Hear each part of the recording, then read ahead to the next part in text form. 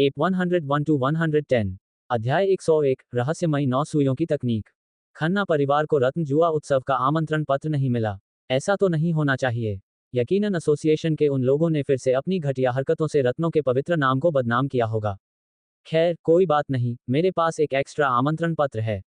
जब तुम मुंबई आओगे तो मैं वह तुम्हें दे दूंगी, सपना शर्मा ने झुंझलाते हुए कहा।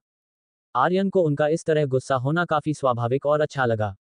उन लोगों की हरकतों को देखते हुए उन पर गुस्सा किए बिना उनके प्रति अपना विरोध जता पाना मुमकिन ही नहीं था। फिर तो मैं पहले से ही सपना दीदी को धन्यवाद कह देता हूँ। आमंत्रण पत्र की समस्या इतनी आसानी से हल हो जाने के बाद आर्यन मुंबई में होने वाले रत्नजुआ उत्सव की यात्रा को लेकर और भी ज्यादा उत्साहित हो गया। छोटे भाई, तुम मुझे धन्यवाद क्यों कह रहे हो? बल्कि शुक्रिया तो मुझे तुम्हारा करना चाहिए। मुझे ठीक करके तुमने मानो मेरी आधी जिंदगी बचा ली है, सपना शर्मा ने राहत की सांस लेते हुए कहा। उनकी आवाज में खुशी और कृतज्ञता साफ झलक रही थी। उन्होंने आगे कहा, बचपन से ही दादाजी की देखरेख में रहने के कारण मुझे रत्न नक्काशी का एक अलग ही जुनून रहा है। एक बेजान पत्थर को तराशकर उसमें जान फूंक देना, यह एक ऐसा एहसास है जिसे शब्दों में बयां नहीं किया जा सकता। अगर मैं भविष्य में कभी नक्काशी नहीं कर पाती तो यह मेरे लिए अपनी आधी जिंदगी खो देने जैसा होता। आर्यन के दिल में उस व्यक्ति के लिए गहरा सम्मान था जो किसी कला से इस हद तक प्यार करता हो। चाहे हनुमान काका हो या सपना शर्मा, इन दोनों में ही एक ऐसा अनूठा आकर्षण था जो दूसरों को प्रभावित कर देता था। अरे सपना दीदी, आपको तो असल में सिटी ब्यूटी स्टोर की मालकिन का शुक्रिया अदा करना चाहिए। यहाँ की जड़ी बूटियाँ वाकई कमाल की हैं।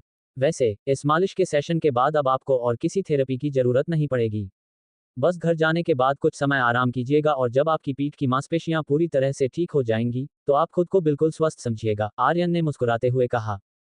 अभी अभी अपनी दिव्य दृष्टि की मदद से उसने देखा था कि सपना शर्मा की कमर की सभी नसें और रक्तवाहिकाएं पूरी तरह से खुल चुकी थीं। अब बस उन्हें कुछ दिन आराम करने की जरूरत थी। आर्यन, इनमें से ज्यादातर जड़ी बूटियां असली और दुर्लभ हैं और तुमने इसमें जो केसर मिलाया है वह असली कश्मीरी केसर है जिसे ढूंढने में मुझे काफी मेहनत करनी पड़ी थी, जोया ने बात को आगे बढ़ाते हुए कहा। उसे थोड़ी हैरानी भी हुई कि आर्यन सारा श्रेय खुद लेने के बजाय उसकी दुकान की तारीफ कर रहा था। सपना शर्मा का यह सफल इलाज सिटी ब्यूटी स्टोर के लिए एक बहुत बड़ा विज्ञापन था। लेकिन आर्यन की उस अनोखी मालिश तकनीक को देखकर जोया के मन में भी उसे सीखने की इच्छा जाग उठी थी।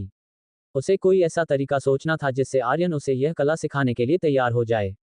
इलाज इतनी अच्छी तरह से पूरा होने की वजह से विजय गौड़ बेहद खुश थे। जब उन्हें पता चला कि आर्यन मुंबई में होने वाले रत्न जुआ उत्सव में शामिल होने जा रहा है तो उन्होंने जोर देकर कहा कि वह खुद उसे लेने आएंगे ताकि एक अच्छे मेजबान की तरह उसका स्वागत कर सकें। विजय गौड़ के सपना शर्मा के साथ वहां से चले जाने के बाद जोया ने अनन्या खन्ना को बात करने के लिए अपने केबिन में बुला लिया। उनके हाव भाव से साफ था कि वह उन दोनों को इतनी जल्दी जाने देने के मूड में नहीं थी। आर्यन उसकी मंशा को भांप गया और मजाकिया लहजे में बोला, मालकिन, अगर आप हमें जाने नहीं देंगी तो क्या आपका इरादा हमें रात भर यहीं रोकने का है? वैसे मुझे दो खूबसूरत महिलाओं के साथ वक्त बिताने में कोई ऐतराज नहीं है। दोनों ने उसे घूर कर देखा। जोया अच्छी तरह जानती थी कि आर्यन भले ही उम्र में छोटा दिखता हो लेकिन उसे आसानी से बेवकूफ नहीं बनाया जा सकता था। इसलिए उसने तय किया कि घुमा फिरा कर बात करने से बेहतर होगा कि वह सीधे मुद्दे पर आए, जिससे उसकी ईमानदारी भी दिखेगी। उसने अपनी तिजोरी खोली और रेशमी कपड़े में लिपटा हुआ एक प्राचीन स्क्रॉल बाहर निकाला। अपनी दिव्य दृष्टि का उपयोग किए बिना ही आर्यन समझ गया कि इसके अंदर वही गुप्त तकनीक है जिसका जोया ने जिक्र किया था। जोया के इस त्वरित फैसले ने आर्यन को प्रभावित किया। व्यापार संभालने वाली ये आत्मनिर्भर महिलाएं कभी भी सोच विचार में ज्यादा समय बर्बाद नहीं करती। इसे देखो, ये तुम्हें जरूर पसंद आएगा, जोया ने बिना किसी हिचकिचाहट के वह स्क्रॉल आर्यन की तरफ बढ़ाते हुए कहा। यह असली है या नकली, आर्यन इसे एक नजर में ही पहचान सकता था। वैसे भी जोया उसे धोखा देकर कहीं भागने वाली नहीं थी। पास खड़ी अनन्या खन्ना भी ये देखने के लिए उत्सुक थी कि आखिर सुई चुभाने की ऐसी कौन सी विद्या है जिसे इतनी सुरक्षा से छिपाकर रखा गया था। कमरे में मौजूद सभी लोगों की उत्सुकता के बीच आर्यन ने धीरे धीरे उस रेशमी कपड़े को हटाया जिससे उनके सामने रेशमी धागों से बंधा हुआ सुनहरे रंग का एक प्राचीन स्क्रॉल सामने आ गया। अरे, ये तो थोड़ा अजीब है। आर्यन ने जैसे ही उस स्क्रॉल को हाथ में उठाया तो उसका एहसास कागज जैसा बिल्कुल नहीं था, बल्कि वह काफी ठंडा था। उसने हैरान होते हुए कहा, ये तो असल में सोने के पत्थर से बना हुआ है। अनन्या खन्ना भी ये देखकर दंग रह गई। उसने सोचा था कि यह कोई पुरानी हाथ से लिखी किताब होगी, लेकिन किसने सोचा था कि यह पूरी नियमावली सोने के बेहद पतले पत्थर पर उकेरी गई होगी। जब मैंने इसे पहली बार देखा था तो मैं भी उतनी ही हैरान हुई थी जितनी तुम हो। इसे खोलो और खुद देखो, जोया ने कहा। आर्यन ने फुर्ती से उसका धागा खोला और ऑफिस की मेज पर उस सुनहरे पत्थर को धीरे धीरे फैलाना शुरू किया। उन तीनों के सामने बारीक अक्षरों में लिखी पंक्तियां और बेहद बारीकी से बनाए गए कुछ चित्र उभर कर आए। जब वह पूरी तरह खुल गया तो उसकी लंबाई लगभग 2 मीटर के आसपास थी। जोया, तुम पहेलियां बुझा रही हो क्या? ये कैसे अक्षर हैं? मुझे तो इनमें से कुछ भी समझ नहीं आ रहा। आर्यन ने उस सुनहरे पत्थर पर खुदे हुए अक्षरों को देखकर सिर खुजलाते हुए कहा। तुम्हारा न समझ पाना बिल्कुल स्वाभाविक है। यह महाभारत और प्राचीन काल के समय की लिपि है, जिसे महामुद्रा लिपि या धातु लिपि कहा जाता है। पुराने समय में इसे अक्सर धातु की चीजों पर ही उकेरा जाता था, जोया ने समझाते हुए कहा। अनन्या खन्ना ने भी अपनी भौहें सिकोड़ लीं, जिससे साफ था कि उसकी समझ में भी कुछ नहीं आ रहा था। उसने धीमे स्वर में कहा, अगर यह इसके बाद के दौर की लिपि होती तो शायद मैं थोड़ा बहुत समझ लेती, लेकिन ये तो बहुत पुरानी लिपि है, इसके बारे में मुझे कोई अंदाजा नहीं है। आर्यन अभी स्कूल में था, समझना तो दूर, उसे ये अक्षर शब्दों से ज्यादा किसी चित्र की तरह लग रहे थे। उसने अपना सिर हिलाया और कहा, मेरे तो पल्ले कुछ नहीं पड़ रहा। जोया, जब तुमने इसे निकाला है तो यकीनन तुमने इसका आधुनिक हिंदी अनुवाद भी करवा रखा होगा, है ना? बिल्कुल सही पकड़े हो, मैंने इस सुनहरे पत्थर पर लिखे हर एक शब्द का अनुवाद करवा लिया है। इसे बाहर निकालने का मकसद बस तुम्हें ये यकीन दिलाना था कि यह चीज असली है, जोया ने थोड़े गर्व के साथ कहा। उस प्राचीन काल की लिपि को डिकोड कर पाना वाकई एक बड़ी उपलब्धि थी। ये कहते हुए उसने तिजोरी से एक फाइल निकाली। आर्यन ने बिना कोई वक्त गंवाए उसे तुरंत अपने हाथ में ले लिया और पन्ने पलटने लगा। पंचतत्व और सकारात्मक नकारात्मक ऊर्जा मिलकर ही इस सृष्टि का निर्माण करते हैं, और इन्हीं को नियंत्रित करके जीवन शक्ति को बदला जा सकता है। 9 सुइयों की यह रहस्यमयी तकनीक इस युग का सबसे बड़ा चमत्कार है, जिसमें प्राचीन ऋषियों और गुप्त विधाओं का सच्चा ज्ञान समाहित है। पहले पन्ने पर ये पंक्तियां लिखी हुई थीं और ऊपर बड़े अक्षरों में शीर्षक था, 9 सुइयों की गुप्त तकनीक। आर्यन ने जब इसे पढ़ा तो उसकी भौहें तंग गईं। यह विद्या इतनी रहस्यमयी लग रही थी कि इस पर आसानी से विश्वास करना मुश्किल था। प्राचीन गुप्त विधाएं, क्या इसे किसी महान सिद्ध पुरुष या तांत्रिक गुरु ने लिखा है? आर्यन ने उलझन में सोचते हुए पूछा। लेकिन अनन्या ने अपना सिर हिलाया और जवाब दिया, ये पक्के तौर पर नहीं कहा जा सकता। हो सकता है कि बाद के समय में किसी ने इस तकनीक को और ज्यादा प्रामाणिक बनाने के लिए प्राचीन गुरुओं का नाम जोड़ दिया हो, या फिर यह उनके किसी योग्य शिष्य का काम हो। इतने सदियों पुराने इतिहास के बारे में आज कौन सटीक बात बता सकता है? हाँ, अनन्या बिल्कुल सही कह रही है। ये किसकी मूल रचना है, ये तो मैं भी नहीं जानती। और मुझसे यह मत पूछना कि यह सुनहरे अक्षरों वाला पत्थर मुझे कहाँ से मिला। पर इस बात का भरोसा रखो कि यह नकली नहीं है। असल में, तुम अभी लिखे हुए शब्दों को छोड़ो, जरा इस पर बने इन चित्रों को ध्यान से देखो। क्या ये तुम्हें कुछ जाने पहचाने से नहीं लगते? जोया मानो पहले से ही जानती थी कि आर्यन क्या पूछने वाला है, इसलिए उसने पहले ही साफ कर दिया कि वह इसके स्रोत का खुलासा नहीं करेगी। ये सुनकर आर्यन ने सीधे अपनी दिव्य दृष्टि का इस्तेमाल किया और पत्थर पर बने चित्रों का बारीकी से मुआयना करने लगा। सुनहरे पत्थर पर बनी आकृतियों की एक एक बारीक रेखा उसकी आंखों के सामने पूरी तरह स्पष्ट हो गई। उसने शुरू से लेकर आखिर तक उस पूरे पत्थर को स्कैन किया और उसके अंदर छिपी हर एक जानकारी को अपने दिमाग में हमेशा के लिए सहेज लिया। जोया इस बात से पूरी तरह अनजान थी कि कोई इंसान सिर्फ कुछ पलों में ही उस पूरे पत्थर की सामग्री को हूबहू याद कर सकता है। अब स्थिति ये थी कि अगर आर्यन जोया को अपनी मालिश की तकनीक सिखाने से मना भी कर देता, तब भी वह सब हासिल कर चुका था जो वह चाहता था। लेकिन आर्यन ऐसा धोखेबाज इंसान नहीं था। दुश्मनों के खिलाफ किसी भी हद तक जाना ठीक था, लेकिन जोया को वह अपना दोस्त मानता था। अगर वह ऐसा कोई घटिया काम करता, तो वह खुद अपनी नजरों में गिर जाता। अध्याय 102, सुइयों का परीक्षण।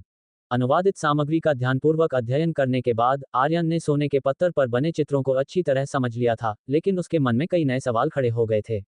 जोया इस मालिश तकनीक के बारे में ज्यादा नहीं जानती थी, इसलिए उसे सिर्फ इतना लगा कि यह तरीका 9 सुइयों की तकनीक से मिलता जुलता है।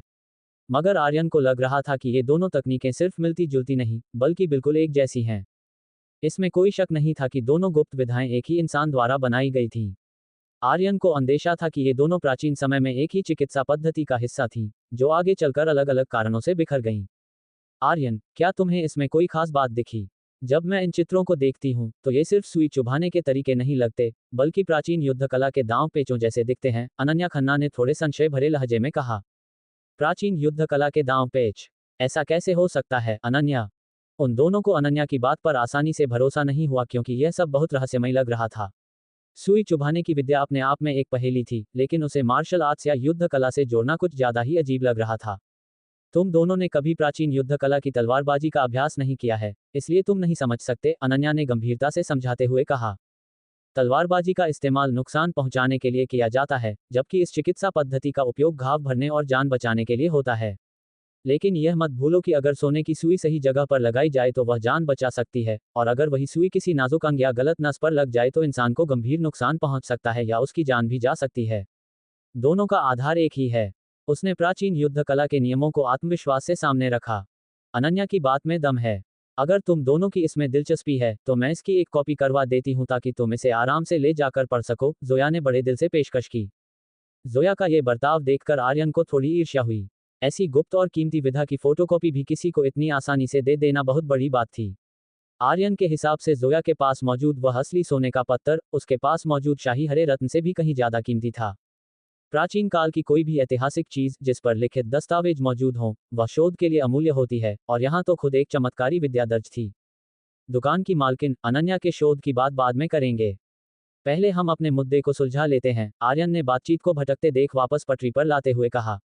उसने आगे कहा, मुझे लगता है कि यह गुप्त तकनीक 2 भागों में बंटी हुई है। इसका पहला हिस्सा मेरी वह मालिश तकनीक है, जो इस 9 सुइयों की विद्या को सीखने की पहली सीढ़ी है।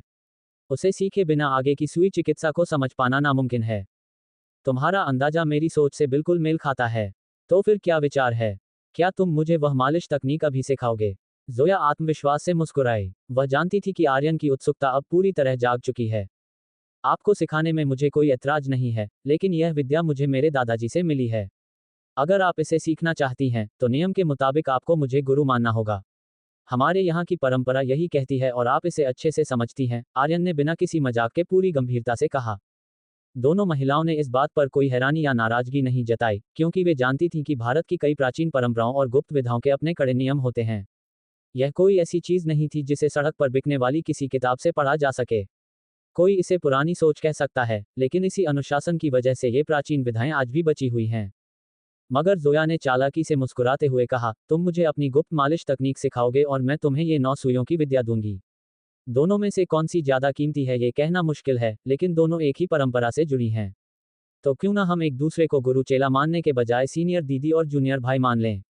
आर्यन उसकी चाल समझ गया। यह महिला उम्र में बड़ी होने के कारण उसे गुरु कहने में झिझक रही थी, इसलिए उसने चालाकी से दीदी और भाई वाला रिश्ता आगे कर दिया। आर्यन खुद को बड़ा दिखाना चाहता था, लेकिन वह जानता था कि जोया इतनी आसानी से हार नहीं मानेगी। खैर, प्राचीन चिकित्सा पद्धति को सीखने के लिए उसने इस बात को स्वीकार करना ही बेहतर समझा। ठीक है, जोया दीदी, अब से आपको अपने इस छोटे भाई का पूरा ख्याल रखना होगा और हमारी इस परंपरा को आगे बढ़ाना होगा, वरना हमारे पूर्वज नाराज हो जाएंगे, आर्यन ने उसे अपनी ही बातों में लपेटते हुए कहा। अब जब वह बड़ी दीदी बनने का शौक रख रही थी, तो भविष्य में जब भी कोई जरूरत पड़ेगी, आर्यन सीधे मदद मांगेगा और वह मना भी नहीं कर पाएगी।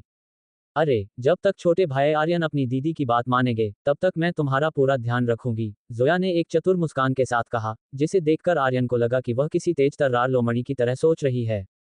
इसके अलावा, मैं और आर्यन अंदर चलकर इस सुई चिकित्सा का एक व्यवहारिक परीक्षण करने वाले हैं।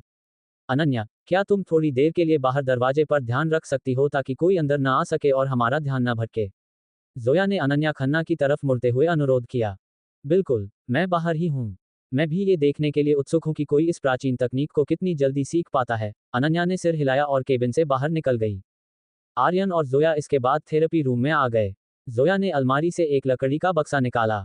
जब उसने उसे खोला, तो उसके अंदर अलग अलग आकार और बनावट की कई सुइयां रखी हुई थीं। इन सुइयों को ठीक उसी तरह तैयार किया गया है जैसा उस प्राचीन तकनीक में बताया गया है। इसमें कुल 9 तरह की सुइयां हैं, जिन्हें प्राचीन 9 सुइयां कहा जाता है, जोया ने समझाया। आर्यन ने जैसे ही उन्हें देखा, वह सब समझ गया, क्योंकि 9 सुइयों की तकनीक का पूरा खाका उसके दिमाग में पहले से ही पूरी तरह छप चुका था। ये सुइयां आज के समय के डॉक्टरों द्वारा इस्तेमाल की जाने वाली सुइयों से काफी अलग थीं। उनमें से एक सुई तो बिल्कुल छोटी तलवार जैसी थी जिसके दोनों तरफ धार थी। वह दूर दूर से भी कोई आम सुई नहीं लग रही थी। छोटे भाई आर्यन, इस विद्या पर जल्दी पकड़ बनाने का सबसे सही तरीका यही है कि इसका सीधा प्रयोग मानव शरीर पर करके देखा जाए।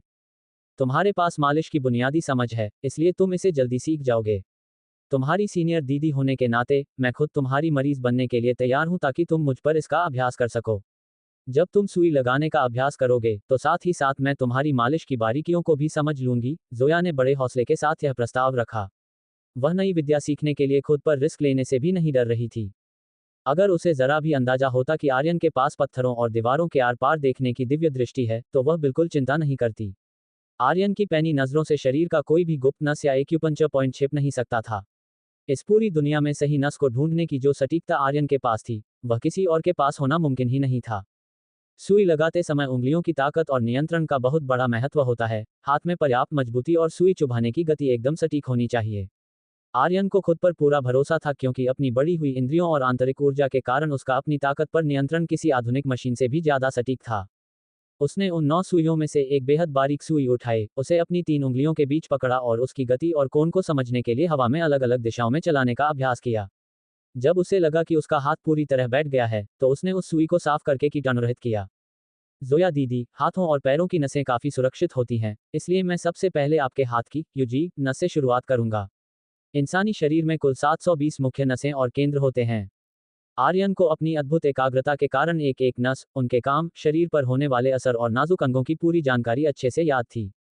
जोया एक कुर्सी पर बैठ गई और बोली, इस नस पर सुई लगाने से हाथों की थकान दूर होती है और जो लोग कंप्यूटर पर ज्यादा काम करते हैं, उनके हाथों की जकड़न के लिए यह बहुत फायदेमंद है। जब बात प्राचीन चिकित्सा की हो, तो जोया को भी अच्छी खासी जानकारी थी। बैठने के बाद उसने अपना हाथ आर्यन की तरफ बढ़ा दिया। जोया की उंगलियां काफी सुंदर और उसकी त्वचा बेहद साफ थी। उसने अपने हाथों का बहुत अच्छे से ख्याल रखा था। आर्यन ने अपनी दिव्य दृष्टि को सक्रिय किया, जिससे जोया के हाथ में मौजूद 20 से ज्यादा नसें उसके सामने बिल्कुल साफ दिखने लगीं। शरीर के ये बिंदु असल में वे हिस्से होते हैं जहां से आंतरिक ऊर्जा और रक्त का प्रवाह सबसे तेज होता है। उसके खून के दौरे को देखकर आर्यन को सटीक जगह का पता चल गया। उसने पूरी सटीकता के साथ उस बारीक सुई को सीधे यूजी पॉइंट पर चुभा दिया। आर्यन का चेहरा बिल्कुल शांत था और उसका हाथ प्राचीन तकनीक के नियमों के अनुसार सुई को धीरे धीरे घुमा रहा था। जोया को अचानक उस जगह पर एक अजीब सी झंझनाहट और भारीपन का एहसास हुआ, और देखते ही देखते वह सुन्नपन उसके पूरे हाथ से होता हुआ ऊपर की तरफ बढ़ने लगा। अध्याय 103, चिकित्सा का जादूगर। छोटे भाई आर्यन, तुम तो वाकई बड़े कमाल के निकले। पहली ही बार सुई लगाने पर तुम्हें न सिर्फ ऊर्जा के प्रवाह का एहसास हुआ, बल्कि वह प्रभाव नसों के जरिए एक जगह से दूसरी जगह जाता हुआ भी दिखा। यह असर तो सिर्फ वही दिखा सकता है जिसका इस विद्या पर बहुत जबरदस्त नियंत्रण हो। जोया को लगा कि वह झंझनाहट और भारीपन उसकी नसों से होता हुआ आगे बढ़ रहा था, जिससे उसके पूरे हाथ में एक गजब की ताजगी और आराम महसूस होने लगा। वह विश्वास से अपने सामने खड़े इस कम उम्र के लड़के को देखने लगी, ये वाकई अकल्पनीय था। जोया दीदी, अब कैसा महसूस हो रहा है? आर्यन ने बड़ी फुर्ती और सफाई से सुई को बाहर निकाला। अपनी दिव्य दृष्टि की मदद से उसने देखा कि उस बिंदु पर सुई लगाने के बाद जोया के हाथ में खून का दौरा पहले से कहीं ज्यादा बेहतर और गतिशील हो गया था, इसलिए उसने इसके असर के बारे में पूछा। पहली ही बार में ऊर्जा के इस प्रवाह को महसूस कर लेना। अगर यह कोई तुक्का नहीं है, तो मानना पड़ेगा कि तुम गजब के प्रतिभाशाली हो। जरा किसी दूसरी नस पर भी इसका प्रयोग करके दिखाओ। मुझे अब भी यकीन नहीं हो रहा कि सिर्फ एक दिन की समझ रखने वाला इंसान उन लोगों की बराबरी कर सकता है जो महीनों या सालों से इसका अभ्यास कर रहे हैं। जोया ने अचरज से कहा। उसने अपने पूरे जीवन में किसी नए सीखने वाले के भीतर ऐसी काबिलियत कभी नहीं देखी थी। उसकी बात सुनकर आर्यन ने राहत की सांस ली, जिससे साफ था कि सुई का सही असर हुआ था। रही बात प्रतिभा की, तो असली सच्चाई क्या थी यह सिर्फ वही जानता था। अब जब जोया खुद आगे बढ़कर इस परीक्षण को जारी रखना चाहती थी, तो आर्यन को भी कोई ऐतराज नहीं था। उसने मुस्कुराते हुए कहा, अगर ऐसी बात है, तो अब मैं आपके हाथ के हेगुक बिंदु पर सुई लगाऊंगा। इस जगह पर सुई लगाने से मानसिक शांति मिलती है, आंतरिक ऊर्जा बढ़ती है और अचानक आए सदमे या बेहोशी की हालत में यह इंसान को होश में लाने के लिए बहुत कारगर माना जाता है। जोया को कुछ बोलने का मौका दिए बिना ही आर्यन ने उस नस के फायदों के बारे में इतनी सटीक और गहरी जानकारी दी कि वह एक बार फिर हैरान रह गई। ये बिंदु हाथ के अंगूठे और पहली उंगली के बीच के हिस्से में होता है। आर्यन ने उस बारीक सुई को अच्छी तरह साफ किया और धीरे से उसे त्वचा के भीतर उतारा। आर्यन के सुई घुमाने के तरीके से जोया को एक बार फिर साफ तौर पर अपनी नसों में वही झंझनाहट और गर्माहट महसूस हुई। यह कोई भ्रम या तुक्का नहीं था। क्या सचमुच छोटा भाई आर्यन इस विद्या का कोई बड़ा जादूगर था?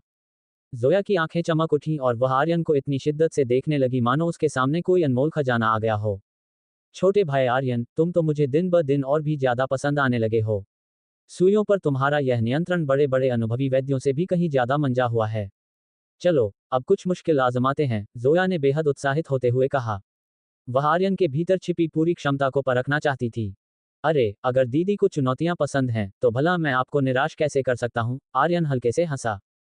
जोया ने उसे आंखें दिखाते हुए कहा, ज्यादा हवा में मत उड़ो, असली चुनौती तो अब शुरू होगी। पूरा ध्यान लगाओ और अपना सबसे बेहतरीन प्रदर्शन करो। तुमने मुझे अपनी वह गुप्त मालिश तकनीक सिखाने का वादा किया है, इसलिए सुई लगाते समय कोई कसर मत छोड़ना। अब तुम्हें मेरी जांच करनी होगी और ये देखना होगा कि क्या मेरे शरीर में कोई अंदरूनी समस्या है, और फिर तुम अपनी सुई चिकित्सा से उसका इलाज करोगे। अब सब कुछ तुम्हारी काबिलियत पर निर्भर करता है।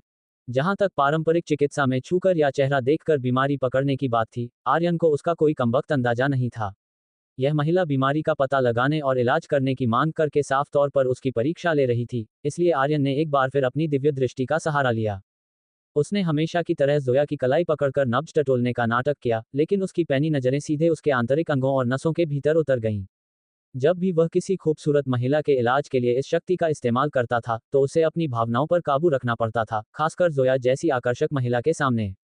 उसे खुद को भीतर के उस नज़ारे से भटकाने के लिए काफी मशक्कत करनी पड़ती थी। ऐसा नहीं था कि वह कोई संत बनने की कोशिश कर रहा था, लेकिन वह जानता था कि इस तरह के दृश्यों के सामने खुद को शांत बनाए रखना कितना मुश्किल काम था। उसे डर था कि कहीं उसका ध्यान पूरी तरह भटक न जाए। आसपास कोई रोकने वाला भी नहीं था, लेकिन वह खुद को काबू में रखकर एक अनुशासित इंसान की तरह व्यवहार करना चाहता था। अपनी दिव्य दृष्टि से गहराई से देखने के बाद आर्यन को जोया के गले के पास कुछ मामूली जकड़न दिखी जो हल्के सर्दी जुकाम जैसी थी। लेकिन चूंकि जोया ने किसी बड़ी चुनौती की बात कही थी, इसलिए मामूली सर्दी जुकाम की बात करना ठीक नहीं होता। उसने थोड़ा और नीचे ध्यान केंद्रित किया तो उसे पेट के निचले हिस्से में खून के प्रवाह में एक रुकावट और खिंचाव नजर आया। क्या वह महिलाओं की उस विशेष मासिक समस्या और उसके दर्द से जूझ रही थी? दीदी, क्या आपको उन दिनों में पेट में असहनीय दर्द का सामना करना पड़ता है? आर्यन के मुंह से अचानक निकल गया। तुम क्या कह रहे हो? जोया अचानक चौंक गई, और यह बात सुनते ही उसका चेहरा शर्म से लाल हो गया। उसने तुरंत बात संभालते हुए कहा, मैंने तुम्हें बीमारी पकड़ने को कहा था, तुम इस निजी विषय पर कहां पहुंच गए? खून। जोया जैसी बेबाक महिला भी एक पुरुष के सामने महिलाओं की इस बेहद निजी समस्या पर बात होने से झेप गई थी। इसके बावजूद आर्यन ने पूरी गंभीरता से कहा, मैं आपके इस दर्द को हमेशा के लिए ठीक कर सकता हूं। ये दर्द तो लगभग हर महिला को झेलना पड़ता है। इसे कुछ समय के लिए कम तो किया जा सकता है, लेकिन पूरी तरह जड़ से खत्म करना बहुत मुश्किल है। जोया ने जब आर्यन के चेहरे पर गहरा आत्मविश्वास देखा, तो उसने अपनी झिझक को थोड़ी देर के लिए किनारे रखा और अपनी शंका जाहिर की। आर्यन ने सहमति में सिर हिलाया और पूरे भरोसे के साथ बोला, पहले के समय में मैं सिर्फ दर्द से राहत दे पाता था, लेकिन अब इस 9 सुइयों की तकनीक और अपनी मालिश की विद्या को मिलाकर इसे पूरी तरह ठीक करने की पूरी संभावना है। आपके पास इन दोनों गुप्त विधाओं को एक साथ समझने का यह एक बेहतरीन मौका है, आगे फैसला आपका है।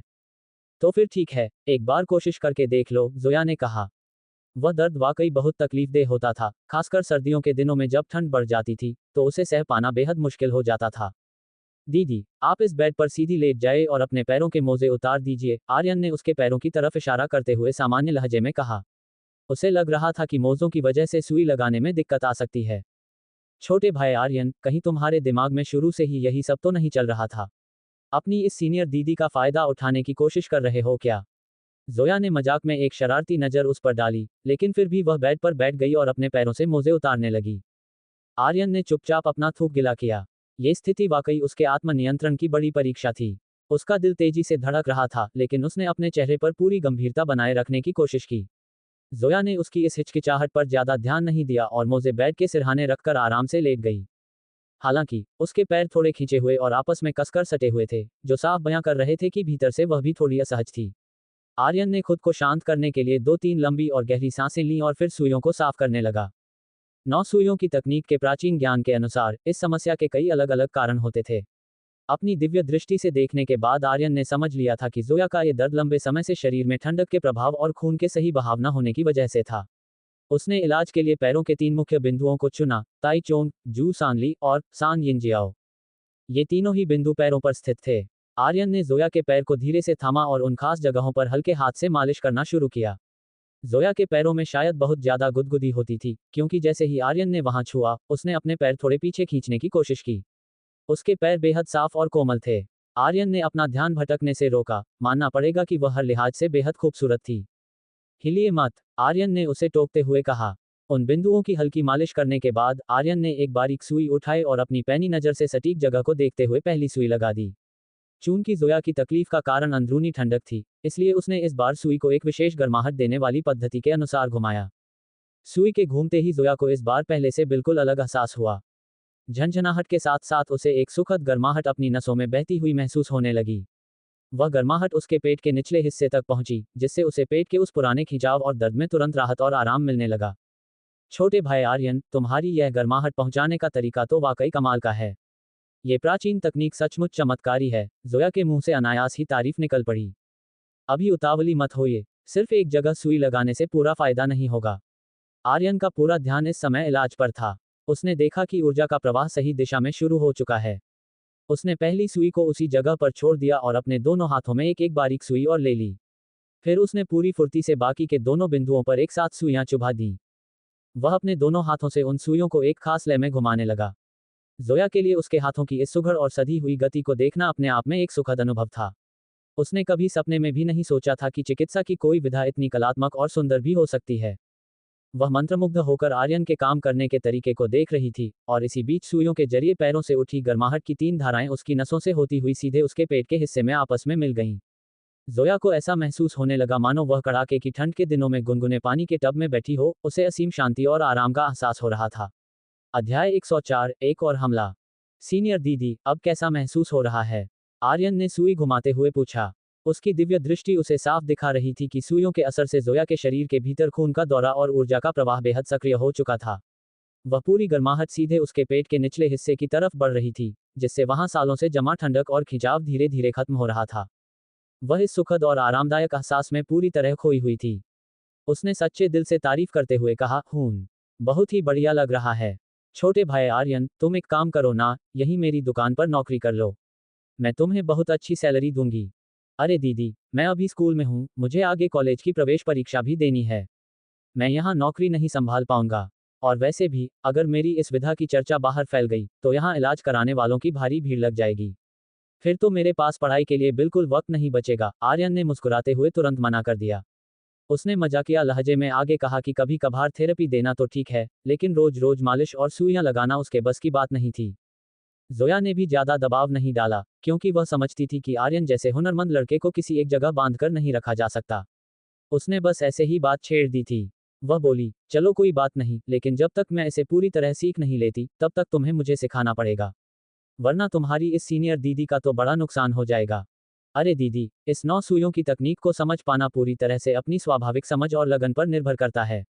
आप इसमें से कितना सीख पाती हैं, यह आपकी मेहनत पर है। मैंने खुद बचपन में इस गुप्त विधा को सीखने के लिए लंबा समय दिया था। अब मैं पेट के मुख्य बिंदुओं पर मालिश शुरू करने जा रहा हूँ, जरा ध्यान से देखिएगा, आर्यन ने शरारती अंदाज में मुस्कुराते हुए कहा। जोया ने उसे तिरछी नजरों से देखा और बनावटी गुस्से में बोली, पूरी गंभीरता से काम करो, अपनी इस दीदी का फायदा उठाने की सोचना भी मत, वरना बाद में पछताओगे। भला मैं आपका क्या फायदा उठाऊंगा? अनन्या खन्ना ठीक बाहर ही खड़ी हैं। एक आवाज पर उन्हें सब पता चल जाएगा। और अगर पेट को छूना ही फायदा उठाना है, तो आपका पेट भी तो मेरे हाथों को छू रहा है, हिसाब बराबर है, आर्यन ने मन ही मन बुदबुदाते हुए सोचा। उसने जोया के हाथों को उसके पेट से हटाया और कपड़ों के छोर को थोड़ा ऊपर करते हुए शेन क्यू और क्यू हाई जैसी मुख्य नसों के केंद्रों को सामने लाया। सबसे पहले उसने अपनी हथेलियों को आपस में रगड़कर अच्छी तरह गर्म किया। इसके बाद आर्यन ने अपनी हथेलियों को उन बिंदुओं पर रखा और तियानशु और गुवान युआन जैसे केंद्रों को ध्यान में रखते हुए दबाव और गति को जरूरत के हिसाब से बदलते हुए मालिश करना शुरू किया। शुरुआत में जैसे ही आर्यन के हाथों ने उसके पेट को छुआ, जोया का शरीर थोड़ा अकड़ गया और उसका चेहरा शर्म से लाल हो गया। लेकिन जैसे ही आर्यन की उंगलियों की गति बढ़ी, वह धीरे धीरे सहज होने लगी और पूरी एकाग्रता से आर्यन के हाथों की हलचल को देखने लगी। ये तो अच्छा था कि लेटते समय उसने अपने सिर के नीचे एक ऊंचा तकिया रख लिया था, वरना शरीर के घुमाव की वजह से उसे अपने पेट पर हो रही हलचल को देखने में दिक्कत होती। यह मालिश करीब आधे घंटे तक चलती रही। इस पूरे समय जोया अपने लाल होठों को हल्के से दबाए रही, ताकि शरीर को मिल रहे असीम आराम की वजह से उसके मुंह से कोई आवाज न निकले। जब आर्यन ने अपना काम पूरा करके सुइयों को बाहर निकाला, तो उसने अपनी पैनी नजर से देखा कि जोया के पेट में रुकी हुई वह दूषित ऊर्जा काफी हद तक खत्म हो चुकी थी। बाकी बची कसर जोया खुद ही पूरी कर सकती थी, क्योंकि वह खुद भी मालिश और इस चिकित्सा की अच्छी समझ रखती थी। अब चिंता की कोई बड़ी बात नहीं है। अभी मैंने जो किया, उसमें से आपको कितना समझ में आया? आर्यन ने अपना सामान समेटते हुए पूछा। शायद 30 से 40%, जोया बैठ से उतरी। उसने अपने कपड़ों को ठीक किया और वापस अपने मोजे पहनते हुए थोड़ी हिचकिचाहट और संकोच के साथ कहा। 30-40% भी पहली बार के हिसाब से बहुत अच्छा है। वैसे, क्या ये प्राचीन 9 सुइयों का सेट आप मुझे तोहफे में दे सकती हैं? आर्यन ने सुइयों के बॉक्स को बंद करते हुए कहा। उसे ये सुइयां वाकई बहुत पसंद आ गई थीं। अगर तुम्हें ये पसंद हैं, तो बिल्कुल रख लो। अपनी दीदी से इतनी औपचारिकता रखने की जरूरत नहीं है। ये लकड़ी का भारी बक्सा साथ ले जाने में थोड़ा असुविधाजनक होगा, मैं तुम्हें इसके लिए एक बढ़िया कपड़े का पाउच दे देती हूँ। जोया ने बड़े दिल से हाथ हिलाते हुए कहा और फिर शरारत से जोड़ी, जब भी फुर्सत मिले अपनी इस दीदी से मिलने आते रहना। तुमने अभी मुझे पूरी विधा नहीं सिखाई है, यह उधार रहा तुम पर, याद रखना। बिल्कुल दीदी, आप इतनी खूबसूरत हैं कि आपसे मिलने आने का मौका मैं भला कैसे छोड़ सकता हूँ। आर्यन को वह अनोखी सुई चिकित्सा सीखने को मिल गई थी, इसलिए वह बेहद खुश था और हर बात पर हामी भर रहा था। अब ज्यादा मक्खन मत लगाओ और जल्दी निकलो, तुम्हारी प्रेसिडेंट साहिबा बाहर परेशान हो रही होंगी। अगर तुम थोड़ी देर और अंदर रहे तो कहीं वह ये न सोच बैठे कि हम दोनों अंदर कोई खिचड़ी पका रहे हैं। जोया ने मुस्कुराते हुए एक चुलबुली नजर उस पर डाली और केबिन से बाहर आ गई। अनन्या खन्ना वाकई थोड़ी चिंतित दिख रही थी, क्योंकि वे दोनों 1 घंटे से भी ज्यादा समय से अंदर थे। जोया के चेहरे पर छाई उस लाली को देखकर वह आर्यन को थोड़ी शक भरी निगाहों से देखने लगी। चिंता मत करो अनन्या, मैंने तुम्हारे इस बॉडीगार्ड को हाथ भी नहीं लगाया है। जैसा अंदर गया था बिल्कुल वैसा ही सही सलामत तुम्हें वापस सौंप रही हूँ, जोया ने चुटकी लेते हुए कहा। आप इसका जो चाहें करें, मुझे इससे कोई मतलब नहीं है। मैं तो बस यहाँ से निकल रही हूँ, आप दोनों के बीच में आने का मेरा कोई इरादा नहीं है। अनन्या का खूबसूरत चेहरा झेपकर लाल हो गया। उसने तुरंत खुद का बचाव किया और सचमुच बाहर की तरफ बढ़ गई। ये दोनों महिलाएं भी कमाल की हैं, सरेआम इतनी बेबाकी से बातें कर लेती हैं।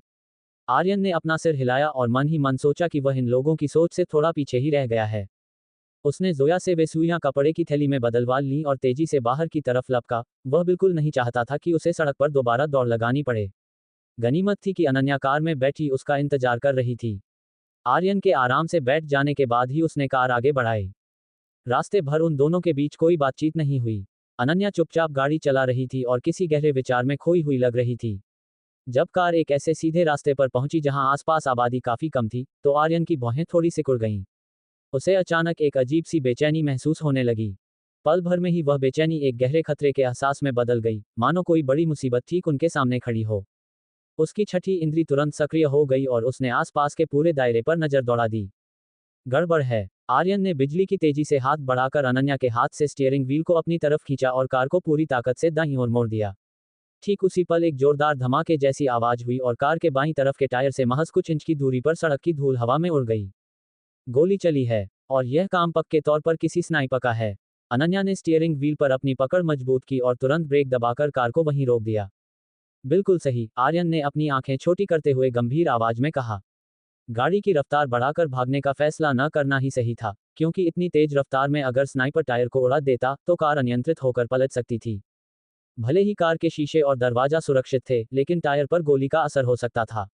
गोली जिस जगह लगी थी उसे देखकर आर्यन समझ गया कि हमलावर का मकसद कार के टायर को पंचर करना था। ठीक उसी वक्त अनन्या का मोबाइल फोन जोर जोर से बजने लगा। उसने स्क्रीन पर देखा तो वह कोई अनजान नंबर था। माहौल बेहद तनावपूर्ण हो चुका था, अभी अभी उन पर हमला हुआ था और अचानक इस तरह किसी अज्ञात नंबर से फोन आना बेहद रहस्यमयी था। हेलो, कौन बोल रहा है? अनन्या ने आर्यन की तरफ एक नजर डाली और फोन उठाकर स्पीकर पर डाल दिया ताकि वह भी पूरी बात सुन सके। इस बात से तुम्हें कोई मतलब नहीं होना चाहिए कि मैं कौन हूं। तुम्हारे बगल में जो लड़का बैठा है उसे कार से नीचे उतारो और बाईं तरफ के जंगलों की ओर भेज दो। उसके बाद तुम चुपचाप यहां से निकल जाओ। इस मामले से तुम्हारा कोई लेना देना नहीं है। दूसरी तरफ से एक भारी और रोबीली आवाज गूंजी। और अगर मैं ऐसा करने से मना कर दूं तो? अनन्या ने ठंडे लहजे में पूछा। तो अंजाम भुगतने के लिए तैयार रहो। मैं जानता हूं कि तुम दोनों काफी माहिर हो, लेकिन यहां मैं अकेला नहीं हूं। तुम लोग कितनी गोलियों से बच पाओगे? इतना कहते ही सामने वाले ने फोन काट दिया। ये वाकई अजीब था कि उनका निशाना अनन्या खन्ना नहीं, बल्कि खुद आर्यन था। आर्यन को समझ नहीं आ रहा था कि आखिर ऐसा कौन सा दुश्मन है जिसने उसे घेरने के लिए इतनी बड़ी साजिश रची थी और प्रोफेशनल लोगों को काम पर लगाया था। चलो, मिलकर देख ही लेते हैं कि तुम कौन हो। काफी समय से उसकी किसी से कोई बड़ी भिड़ंत नहीं हुई थी, और वह लगभग भूल ही चुका था कि उसके पास कितनी असीम शक्तियां हैं। नीचे मत उतरो। जैसे ही आर्यन ने कार का दरवाजा खोलने के लिए हाथ बढ़ाया, अनन्या ने कसकर उसका हाथ पकड़ लिया। फिक्र मत करो, वे मेरा कुछ नहीं बिगाड़ सकते। तुम कार के अंदर ही रहना और बाहर कदम मत रखना। अगर तुम्हें एक भी खरोंच आई तो मुझे बहुत दुख होगा, आर्यन ने उसका हाथ थामकर सीधे उसकी आंखों में देखते हुए कहा। हालांकि अनन्या खुद इतनी सक्षम थी कि स्नाइपर से बच सकती थी, लेकिन आर्यन इस समय कोई भी खतरा मोल नहीं लेना चाहता था। अनन्या का चेहरा हल्का सा लाल हो गया। आर्यन की आंखों में एक ऐसा अटूट आत्मविश्वास और दुश्मनों के प्रति बेफिक्री थी, जिसने अनन्या को अंदर तक ये भरोसा दिला दिया कि वह जैसा कह रहा है वैसा कर दिखाएगा। आर्यन ने कार का दरवाजा खोला और अकेले ही सड़क के किनारे बने उस छोटे से जंगल की तरफ कदम बढ़ा दिए। अध्याय 105 स्नाइपर। ये जंगल कई साल पुराना था, जिसकी वजह से जमीन पर सूखे पत्तों का ढेर लगा हुआ था। असल में इस हाईवे और जंगल का निर्माण पास ही बनी बड़ी आलीशान कोठियों के लिए किया गया था, इसलिए रात के समय यहाँ कोई भी आम इंसान टहलने नहीं आता था। रात ढलने के बाद सड़क पर लगी स्ट्रीट लाइटों की मध्यम रोशनी पेड़ों के बीच से बमुश्किल ही छनकर आ पा रही थी, जिससे चारों तरफ धुंधला सा उजाला था। लेकिन इससे आर्यन को कोई फर्क नहीं पड़ रहा था, क्योंकि उसकी आंखों में रात के अंधेरे में भी साफ साफ देख लेने की अद्भुत क्षमता थी। बाहर आ जाओ, अब छिपने की कोई जरूरत नहीं है, आर्यन ने जंगल के बीच एक खाली जगह पर पहुंचकर सामान्य आवाज में कहा। उसने अपनी पैनी नजरों से आसपास देखा तो करीब 1 दर्जन लोग पेड़ों के पीछे छिपे हुए थे।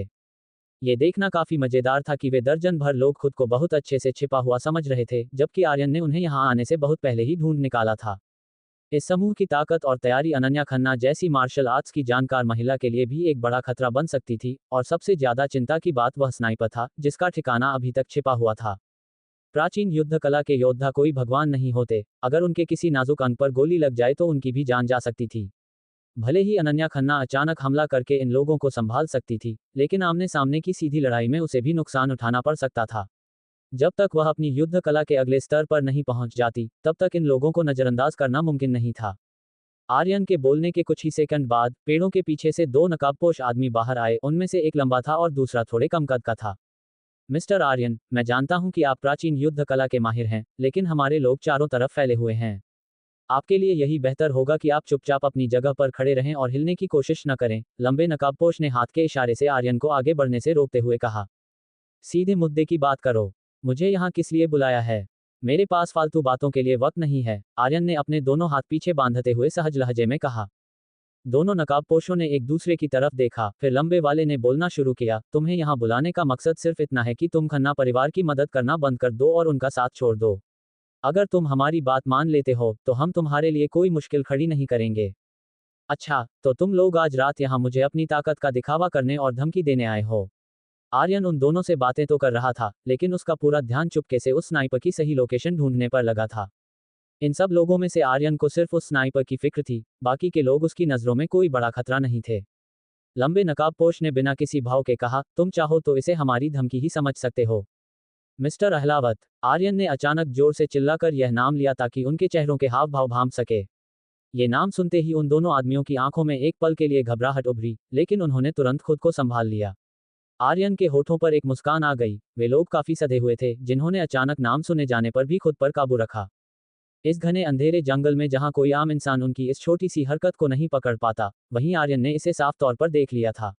उसने आसानी से अंदाजा लगा लिया कि यह सब मिस्टर अहलावत की करतूत है। अहलावत खानदान के अलावा और कौन उससे इस हद तक दुश्मनी पालेगा? और ये लोग बिल्कुल भाड़े के अपराधियों जैसे लग रहे थे। हो सकता है कि ये दिखावे के लिए अहलावत परिवार के सुरक्षाकर्मी हों, लेकिन पर्दे के पीछे उनके सारे काले कारनामों को अंजाम देते हों। मिस्टर अहलावत सिर्फ एक इंसान को डराने के लिए इस हद तक गिर सकते थे और इतनी बड़ी टीम भेज सकते थे। उन लोगों ने इस बात को कबूल नहीं किया, लेकिन आर्यन को इसकी कोई परवाह नहीं थी। उसके चेहरे पर एक गहरी और रहस्यमयी मुस्कान तैर गई, क्योंकि उसने अपनी दिव्य दृष्टि से उस स्नाइपर के ठिकाने का पता लगा लिया था, जो जंगल के ठीक पीछे बनी एक पुरानी सुनसान इमारत की छत पर मुस्तैद था। इससे पहले कि वहां घेरा डाले खड़े लोग कुछ समझ पाते, आर्यन का शरीर बिजली की गति से उस जगह से ओझल हो गया। जब तक वे लोग संभलते, आर्यन दौड़कर उस पुरानी इमारत के नीचे पहुंच चुका था। दूर से ही नजर रखने की अपनी क्षमता की वजह से आर्यन ने देखा कि वह स्नाइपर भी काफी फुर्तीला और चौकन्ना था। जैसे ही आर्यन जंगल से गायब हुआ, स्नाइपर ने बिना एक पल गंवाए अपनी राइफल समेटी और इमारत के दूसरी तरफ से भागने का फैसला किया। ये स्नाइपर वाकई बहुत चतुर और सही समय पर फैसला लेने वाला इंसान है। आर्यन ने मन ही मन उसकी सूझबूझ की तारीफ की। स्नाइपर ने इमारत के कोने पर पहले से ही रस्सियां बांध रखी थीं और उनकी मदद से तेजी से नीचे फिसलने लगा था। यहां से भागने की सोच रहे हो? इतना आसान नहीं है। आर्यन अंदर ही अंदर मुस्कुराया। उसने सीढ़ियों से जाने के बजाय सीधे अपने सामने मौजूद सीमेंट की पक्की दीवार पर एक जोरदार घूंसा जड़ दिया।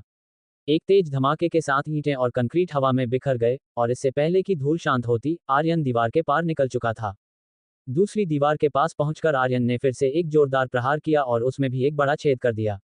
इमारत से अभी अभी नीचे उतरे स्नाइपर को उड़कर आती हुई ईंटों का एक सीधा झटका लगा, और वह उन पत्थरों के साथ दूर जाकर गिरा। उड़ती हुई धूल के गुबार के बीच से आर्यन किसी महायोद्धा की तरह बाहर निकला। धूल को चीरते हुए उसने अपनी उंगलियों का पंजा बनाया और सीधे स्नाइपर की गर्दन की तरफ बढ़ाया। लेकिन आर्यन का ये वार हवा में खाली चला गया। स्नाइपर ने अविश्वसनीय फुर्ती दिखाते हुए अपने शरीर को एक अजीब कोण पर मोड़ा और आर्यन के पंजे की पकड़ से खुद को बचा लिया। तुमने मेरे वार को खाली कर दिया, ये देखना वाकई दिलचस्प है। आर्यन अपनी जगह पर शांत खड़ा हो गया और सामने खड़े इंसान को गौर से देखने लगा। वह स्नाइपर सामान्य कपड़ों में था और उसकी लंबाई करीब 5 फीट 7 इंच के आसपास रही होगी। उसके चेहरे पर एक डरावना मुखौटा था, जिससे सिर्फ उसकी पैनी और चमकदार आंखें ही दिखाई दे रही थीं। उसने सिर पर एक टोपी पहन रखी थी, जिससे उसके बालों की लंबाई का अंदाजा लगा पाना मुश्किल था। ये कैसी ताकत है? ये तो इंसानी सीमाओं से बिल्कुल बाहर है। स्नाइपर ने दीवार पर बने उन बड़े सुराखों को देखा और फिर वापस आर्यन की तरफ मुड़ा। ये तो कुछ भी नहीं था। लेकिन तुमने भागने की कोशिश क्यों छोड़ दी? आर्यन को ये देखकर थोड़ा अजीब लगा कि उस इंसान के चेहरे पर डर का कोई नामोनिशान नहीं था। आर्यन ने जिस तरह की ताकत और रफ्तार दिखाई थी, उसे देखकर कोई भी आम अपराधी खौफ से कांप उठता। लेकिन उस शख्स ने बड़े आराम से अपने हाथ फैलाए और ईमानदारी से बोला, भागने का अब कोई फायदा नहीं है, तो फिर अपनी ताकत क्यों बर्बाद करना। ये वाकई एक अनोखा कैदी था, जिसके जैसा इंसान आर्यन ने पहले कभी नहीं देखा था। माहौल को हल्का होते देख आर्यन भी अपनी हंसी नहीं रोक पाया। उसने पूछा, क्या तुम्हें मिस्टर अहलावत ने भेजा है? हाँ भी और ना भी। मैं उन लोगों का हिस्सा नहीं हूँ जिनसे तुम अभी जंगल में मिलकर आ रहे हो। वे लोग बहुत घमंडी हैं। अगर मैं उनकी जगह होता और तुम्हारी ये ताकत देख लेता, तो तुम्हारा पीछा करने की बेवकूफ़ी कभी नहीं करता। वह तो सीधे सीधे मौत के मुंह में जाने जैसा है। मुखौटे के पीछे से उस शख्स ने अपना सिर हिलाते हुए कहा। उसकी इस बेबाकी और ईमानदारी ने आर्यन को थोड़ा हैरान कर दिया। एक शूटर के भीतर ऐसी साफगोई होना बड़ी बात थी। इस बात ने आर्यन की उलझन को और बढ़ा दिया। वह इस पूरे हमले का हिस्सा था, लेकिन फिर भी कह रहा था कि वह उन लोगों के साथ नहीं है। इसका क्या मतलब हो सकता था?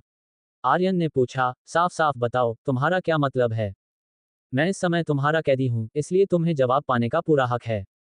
उसने थोड़े स्वाभिमान के साथ कहा, और फिर पल भर रुककर आगे बोला, जब तुम पहले से ही मिस्टर अहलावत का नाम जानते हो, तो मैं भी कुछ नहीं छिपाऊंगा। पुराने समय में मैंने उनसे एक एहसान लिया था, और जब आज उन्होंने मुझसे मदद मांगी, तो मैं बस उनका वह कर्ज चुकाने यहाँ आया हूँ। बात इतनी सी ही है। अपना यह मुखौटा हटाओ और मुझे अपना नाम बताओ। आर्यन के मन में इस दिलचस्प इंसान के बारे में जानने की उत्सुकता लगातार बढ़ती जा रही थी। उस शख्स ने एक पल के लिए संकोच किया, फिर अपना हाथ ऊपर उठाकर चेहरे से वह मुखौटा हटा दिया। मुखौटा हटते ही एक युवा चेहरा सामने आया, जो उम्र में आर्यन से बहुत ज्यादा बड़ा नहीं लग रहा था। एक पुराने हादसे में मैं बुरी तरह जख्मी हो गया था, जिसकी वजह से मेरी याददाश्त का एक हिस्सा चला गया। मैं अपना असली नाम तो भूल चुका हूँ, लेकिन अब दुनिया मुझे साया के नाम से जानती है, और मुझे लगता है कि यह नाम मुझ पर काफी जचता भी है, इसलिए मैंने इसे ही अपनी पहचान बना लिया। जब वह अपनी याददाश्त की बात कर रहा था, तो उसकी आंखों में एक पुराना दर्द और अकेलापन साफ देखा जा सकता था। लोग उसे शायद इसलिए साया कहते थे क्योंकि उसकी चाल और काम करने का तरीका बिल्कुल अदृश्य परछाई जैसा था। तुम यहाँ से जा सकते हो, लेकिन एक बात हमेशा याद रखना, खन्ना परिवार की माँ बेटियों को नुकसान पहुंचाने की भूल कभी मत करना।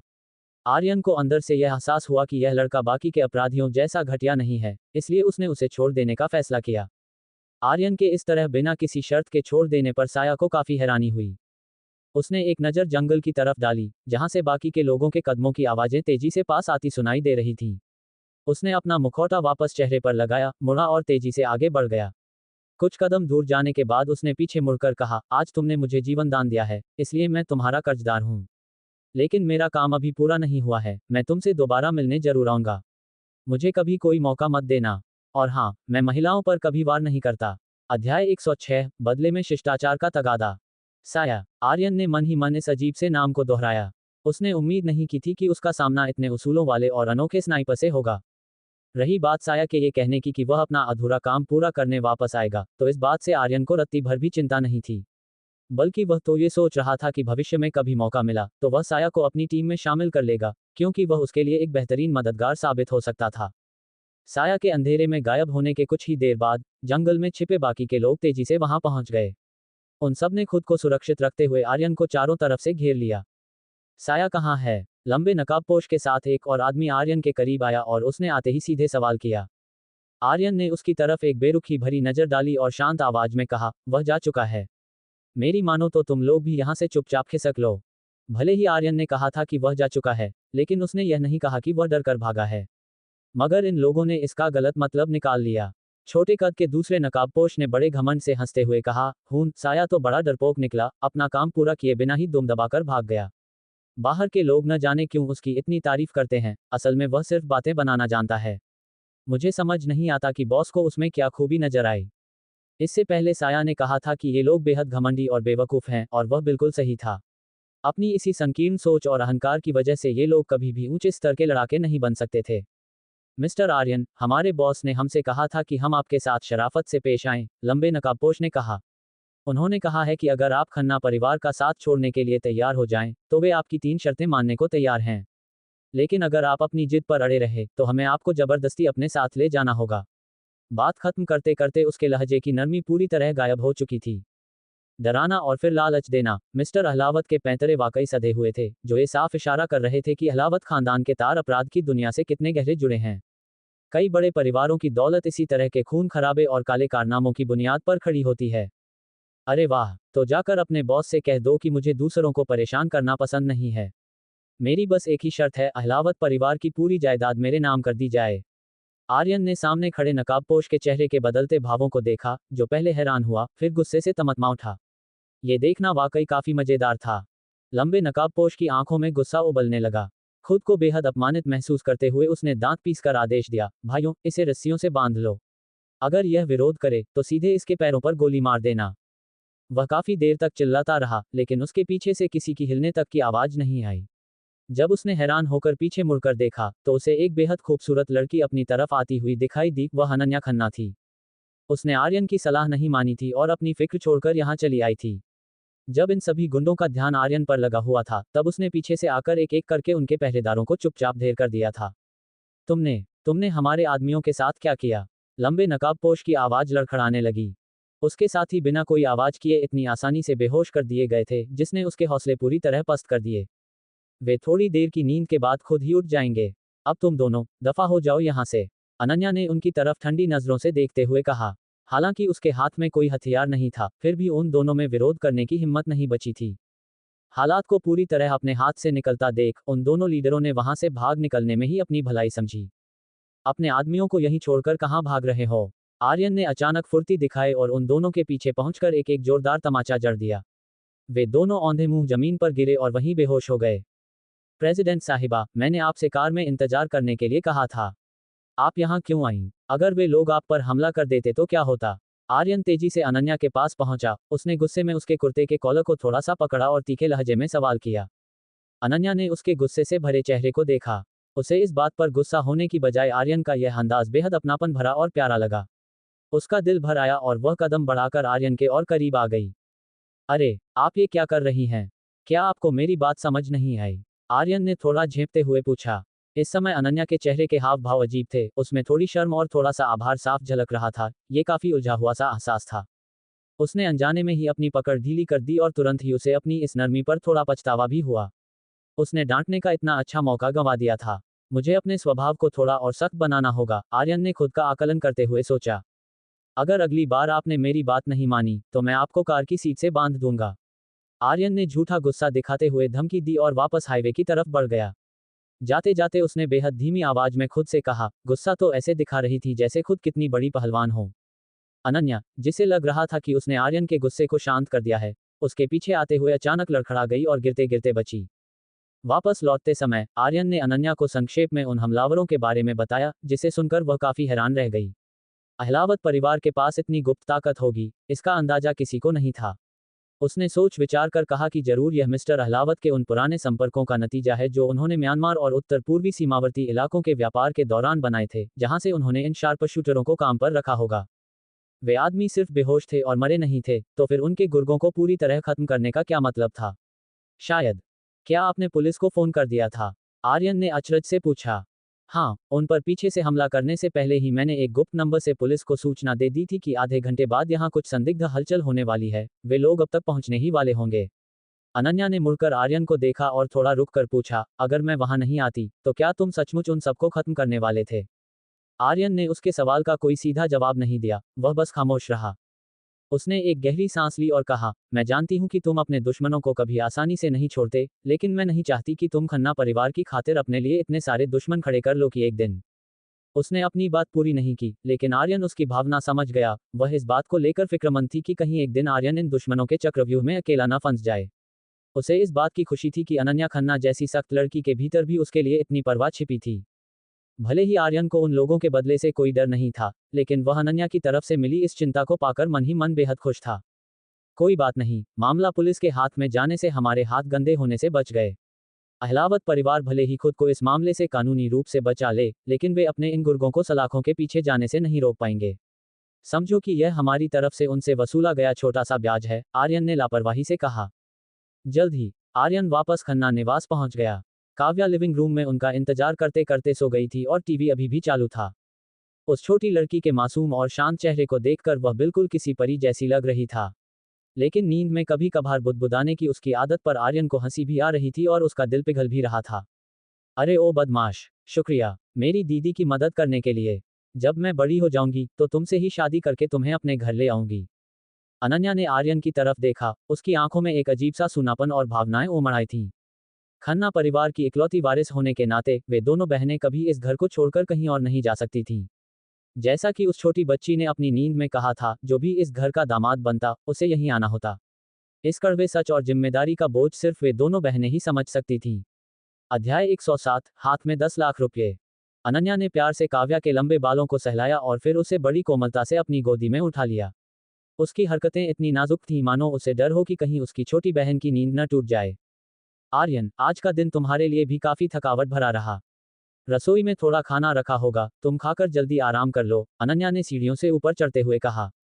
उन दोनों खूबसूरत बहनों को ऊपर जाते देख कोई भी आम इंसान यही सोचता कि जो लड़का एक दिन खन्ना परिवार का दामाद बनकर इस घर में कदम रखेगा, वह कहीं जायदाद के चक्कर में इन दोनों बहनों को आपस में ही न लड़वा दे।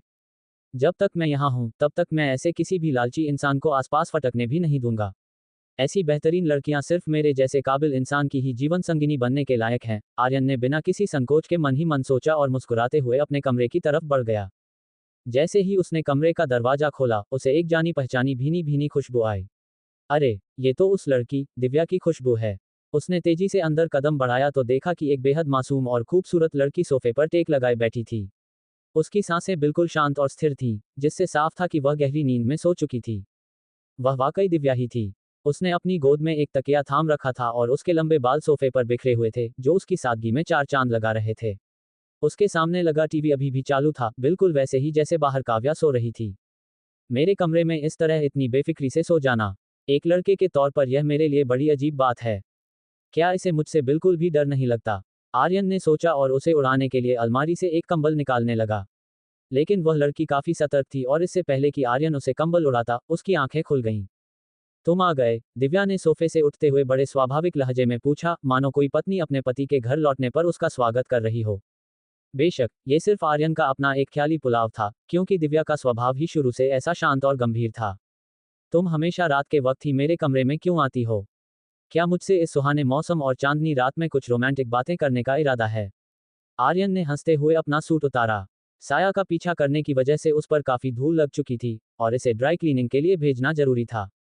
सच कहें तो 100-200 रुपये के सस्ते और साधारण कपड़े ज्यादा आरामदायक होते हैं, उन्हें जैसे मर्जी वॉशिंग मशीन में डालो, फटने का कोई डर नहीं रहता। आर्यन को हमेशा से अलग कपड़ों में देखकर भी दिव्या ने कोई सवाल नहीं किया। उसने बस इतना कहा, तुमने मेरा छोड़ा हुआ संदेश जरूर पढ़ लिया होगा। ऐसा लगता है कि तुमने खन्ना परिवार के साथ ही रुकने का पक्का फैसला कर लिया है। मुझे मुश्किलों और दुश्मनों से बिल्कुल डर नहीं लगता। लोग कहते हैं कि बड़ी मुसीबतें भी कई बार इंसान को बहुत कुछ सिखाकर जाती हैं। अगर मेरे सामने कुछ और चुनौतियां भी आएंगी, तो मैं देखूंगा कि उनमें ऐसा क्या खास है जो मुझे रोक सके, आर्यन ने बड़ी लापरवाही से कहा। अगर अनन्या खन्ना ने उसकी यह बात सुनी होती, तो वह पक्के तौर पर उसे एक घमंडी और बेपरवाह लड़का कहकर डांट लगा देती। लेकिन दिव्या ने बस एक ठंडी नजर उस पर डाली। तो फिर आगे अपना ख्याल खुद रखना। तुम्हारा स्वभाव बहुत तीखा और बेबाक है, जिसकी वजह से लोग बहुत आसानी से तुमसे दुश्मनी मोल ले लेते हैं। तुम्हारे लिए यही बेहतर होगा कि आगे से थोड़ा संभल कर और शांत रहो, दिव्या ने उसकी तरफ देखते हुए कहा। उसका लहजा बिल्कुल अनन्या जैसा ही गंभीर था। अगर इंसान में कोई खूबी न हो, तब तो कोई बात नहीं, वरना काबिल लोगों से तो दुनिया वैसे ही जलती है। मैं पहले से ही बहुत शांत रहता हूँ, फिर भी मुसीबतें खुद मेरा रास्ता ढूंढते हुए आ जाती हैं। मेरे जैसा इंसान अगर अंधेरे में भी छिप जाए, तो लोग उसे ढूंढ ही लेंगे, आर्यन ने अपने मन में थोड़े गर्व के साथ सोचा। उसे इस तरह अपनी ही धुन में मग्न देखकर दिव्या समझ गई कि इसे समझाना बिल्कुल बेकार है। उसने बात बदलते हुए कहा, मैं आज रात ही ऋषिकेश शहर से बाहर जा रही हूँ। तुम कहाँ जा रही हो? मत जाओ, अगर ऐसी बात है तो मैं आगे से बिल्कुल शांत और सीधे बनकर रहूंगा। तुम्हें शहर छोड़कर जाने की कोई जरूरत नहीं है। जैसे ही आर्यन ने उसके जाने की बात सुनी, उसे दिल से थोड़ा बुरा लगा और उसने उसे रोकना चाहा। अरे, दिव्या खिलखिलाकर हंस पड़ी और बोली, तुम सचमुच बहुत बड़े आत्ममुग्ध इंसान हो। मेरा यहाँ से जाना तुम्हारे फैसले से बिल्कुल नहीं जुड़ा है। इसके अलावा, मैं बस कुछ जरूरी काम से दिल्ली जा रही हूँ और जल्द ही वापस आ जाऊंगी। तुम तो ऐसे बोल रहे हो जैसे हम आखिरी बार मिल रहे हों। भले ही उसने यह बात बड़े हल्के फुल्के अंदाज में कही थी, लेकिन मन ही मन उसे इस बात की खुशी थी कि आर्यन जैसे अड़ियल लड़के को अपनी आदतों को बदलने के लिए कहना कोई छोटी बात नहीं थी। अब मैं चलती हूँ। दिव्या असल में उसे खुद खन्ना परिवार का साथ छोड़ने के लिए समझाने आई थी, लेकिन जैसा कि उसने अंदाजा लगाया था, आर्यन का इरादा पक्का था और उसकी जिद को 9 बैलों की ताकत से भी पीछे नहीं खींचा जा सकता था। उसने जाने की बात कही और बालकनी के रास्ते से चुपचाप नीचे उतरकर रात के अंधेरे में ओझल हो गई। शुरुआत में आर्यन उसे बताना चाहता था कि वह भी कुछ समय बाद दिल्ली जाने का मन बना रहा है, लेकिन ये सोचकर कि दिल्ली इतना बड़ा शहर है, वहां अचानक उससे मिल पाना मुमकिन नहीं होगा, उसने तय किया कि वह सही समय आने पर ही उसे बताएगा। अगली सुबह अनन्या ने स्कूल जाने के लिए आर्यन को नींद से जगाया। पिछले कुछ दिनों से उसके दिमाग में इतनी सारी बातें चल रही थीं कि उसे आराम करने का मौका ही नहीं मिल रहा था, और उसका मन करता था कि वह रोज सुबह देर तक सोता रहे। उसे बोर्ड परीक्षा की तैयारी करनी थी, रात के समय अपनी गुप्त ऊर्जा को जगाना था, और साथ ही अपनी एक नई दुकान खोलने और खन्ना परिवार की सुरक्षा के बारे में भी सोचना था। जिम्मेदारियां बहुत ज्यादा थीं। आर्यन ने मन ही मन सोचा कि काश उसके पास कोई ऐसी जादू की विधा होती जिससे वह अपने जैसे कई रूप बना पाता। अगर वह अपने हम शक्ल बना पाता तो एक रूप पढ़ाई करता, दूसरा रूप पैसे कमाता, तीसरा रूप साधना करता और उसका असली रूप आराम से जिंदगी के मजे लेता, तब तो जिंदगी वाकई शानदार हो जाती। अरे ओ बदमाश, तुम किस ख्याली दुनिया में खोए हुए हो? तुम्हारे मुंह से तो राल टपक रही है, कम से कम क्लास टीचर के लेक्चर के दौरान तो ये सब बंद रखो। काव्या ने आर्यन के कपड़े खींचकर धीरे से फुसफुसाते हुए उसे सावधान किया।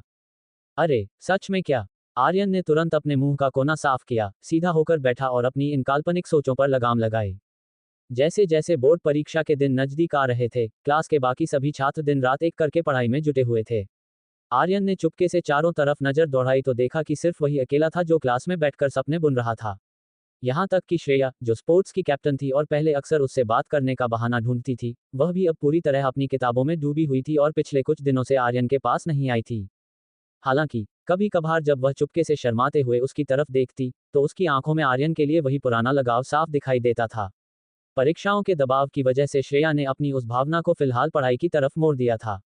इतना लोकप्रिय होना भी अपने आप में एक बड़ी मुसीबत है। आर्यन ने एक ठंडी सांस ली। वह जानता था कि वह इस मोड़ पर किसी को कोई झूठा दिलासा नहीं दे सकता, इसलिए उसने यही बेहतर समझा कि वह कुछ भी न जानने का नाटक करे। स्कूल की छुट्टी होने से ठीक पहले आर्यन के फोन पर वरुण का फोन आया। आर्यन भाई, बहुत बड़ी खुशखबरी है, पूरे 10 लाख रुपए का इंतजाम हो गया है। मुझे नहीं पता कि अचानक उन दोनों रईसजादों के हाथ कौन सा खजाना लग गया, लेकिन उन्होंने पाई पाई चुका दी है। मैंने वे 10 लाख रुपए सीधे तुम्हारे बैंक खाते में ट्रांसफर कर दिए हैं, वरुण ने बेहद उत्साहित लेकिन थोड़े हैरान लहजे में कहा। उन्हें अचानक इतने पैसे कहाँ से मिले? इस पर्दे के पीछे की पूरी कहानी को आर्यन से बेहतर भला कौन जान सकता था। ये पक्के तौर पर मिस्टर कपूर की उस चालाकी का नतीजा था जिसने बीच में रहकर एक बड़ा सौदा करवाया था, जिसकी वजह से उन रईसजादों के पास पुराना कर्ज चुकाने के लिए मोटी रकम आ गई थी। उस तगड़े मुनाफे के चक्कर में उन्होंने अपनी तरफ से इस लेन देन को पूरा करने में पूरी ताकत झोंक दी थी। लेकिन असल में वह सारा पैसा घूम फिर कर उन्हीं के नुकसान की कीमत पर आया था, क्योंकि कपूर ने जो मुनाफा कमाया था वह भी उसी सौदे का हिस्सा था। जो भी हो, वो कीमती कच्चे पत्थरों का स्टॉक अब पूरी तरह से उनके हाथ से निकल चुका था। आर्यन मन ही मन बेहद खुश था, क्योंकि वे लोग अपनी ही बिछाई चाल में खुद फंस चुके थे। वरुण, उन अमीर घर के लड़कों के लिए पैसों का इंतजाम करना कोई बड़ी बात नहीं है। हमें इस बात की फिक्र करने की जरूरत नहीं है कि पैसा कहाँ से आया, हमारे लिए सिर्फ अपना काम और मुनाफा मायने रखता है। और सुनो, मैं दोपहर तक तुम्हारे खाते में भी 20,000 रुपये ट्रांसफर कर दूंगा, आर्यन ने हंसते हुए कहा। नहीं, आर्यन भाई, इतनी छोटी सी मदद के लिए आप मुझे पैसे देंगे? आप मुझे क्या समझते हैं? वरुण ने तुरंत आपत्ति जताते हुए मना किया। आर्यन अच्छे से जानता था कि वरुण का स्वभाव ऐसा ही है, इसलिए उसने बेहद संजीदगी से कहा, वरुण, ये पैसा मैं तुम्हें नहीं, बल्कि तुम्हारे माता पिता के लिए भेज रहा हूँ। अपने चाचा जी से पूछना कि उन्हें इस पुराने मकान की मरम्मत कराने और नया कमरा बनवाने के लिए कब वक्त मिलेगा। याद है ना, पिछले साल छत ठीक करते समय वह गिरते गिरते बचे थे। आर्यन भाई, मैं। वरुण फोन की दूसरी तरफ एक पल के लिए खामोश हो गया, फिर उसकी आवाज थोड़ी भारी हो गई। बहुत बहुत शुक्रिया भाई। वरुण ने मुंह से कोई बड़ी कसम या वादा नहीं किया, लेकिन आर्यन जानता था कि वह इस एहसान को जिंदगी भर अपने दिल में संजोकर रखेगा।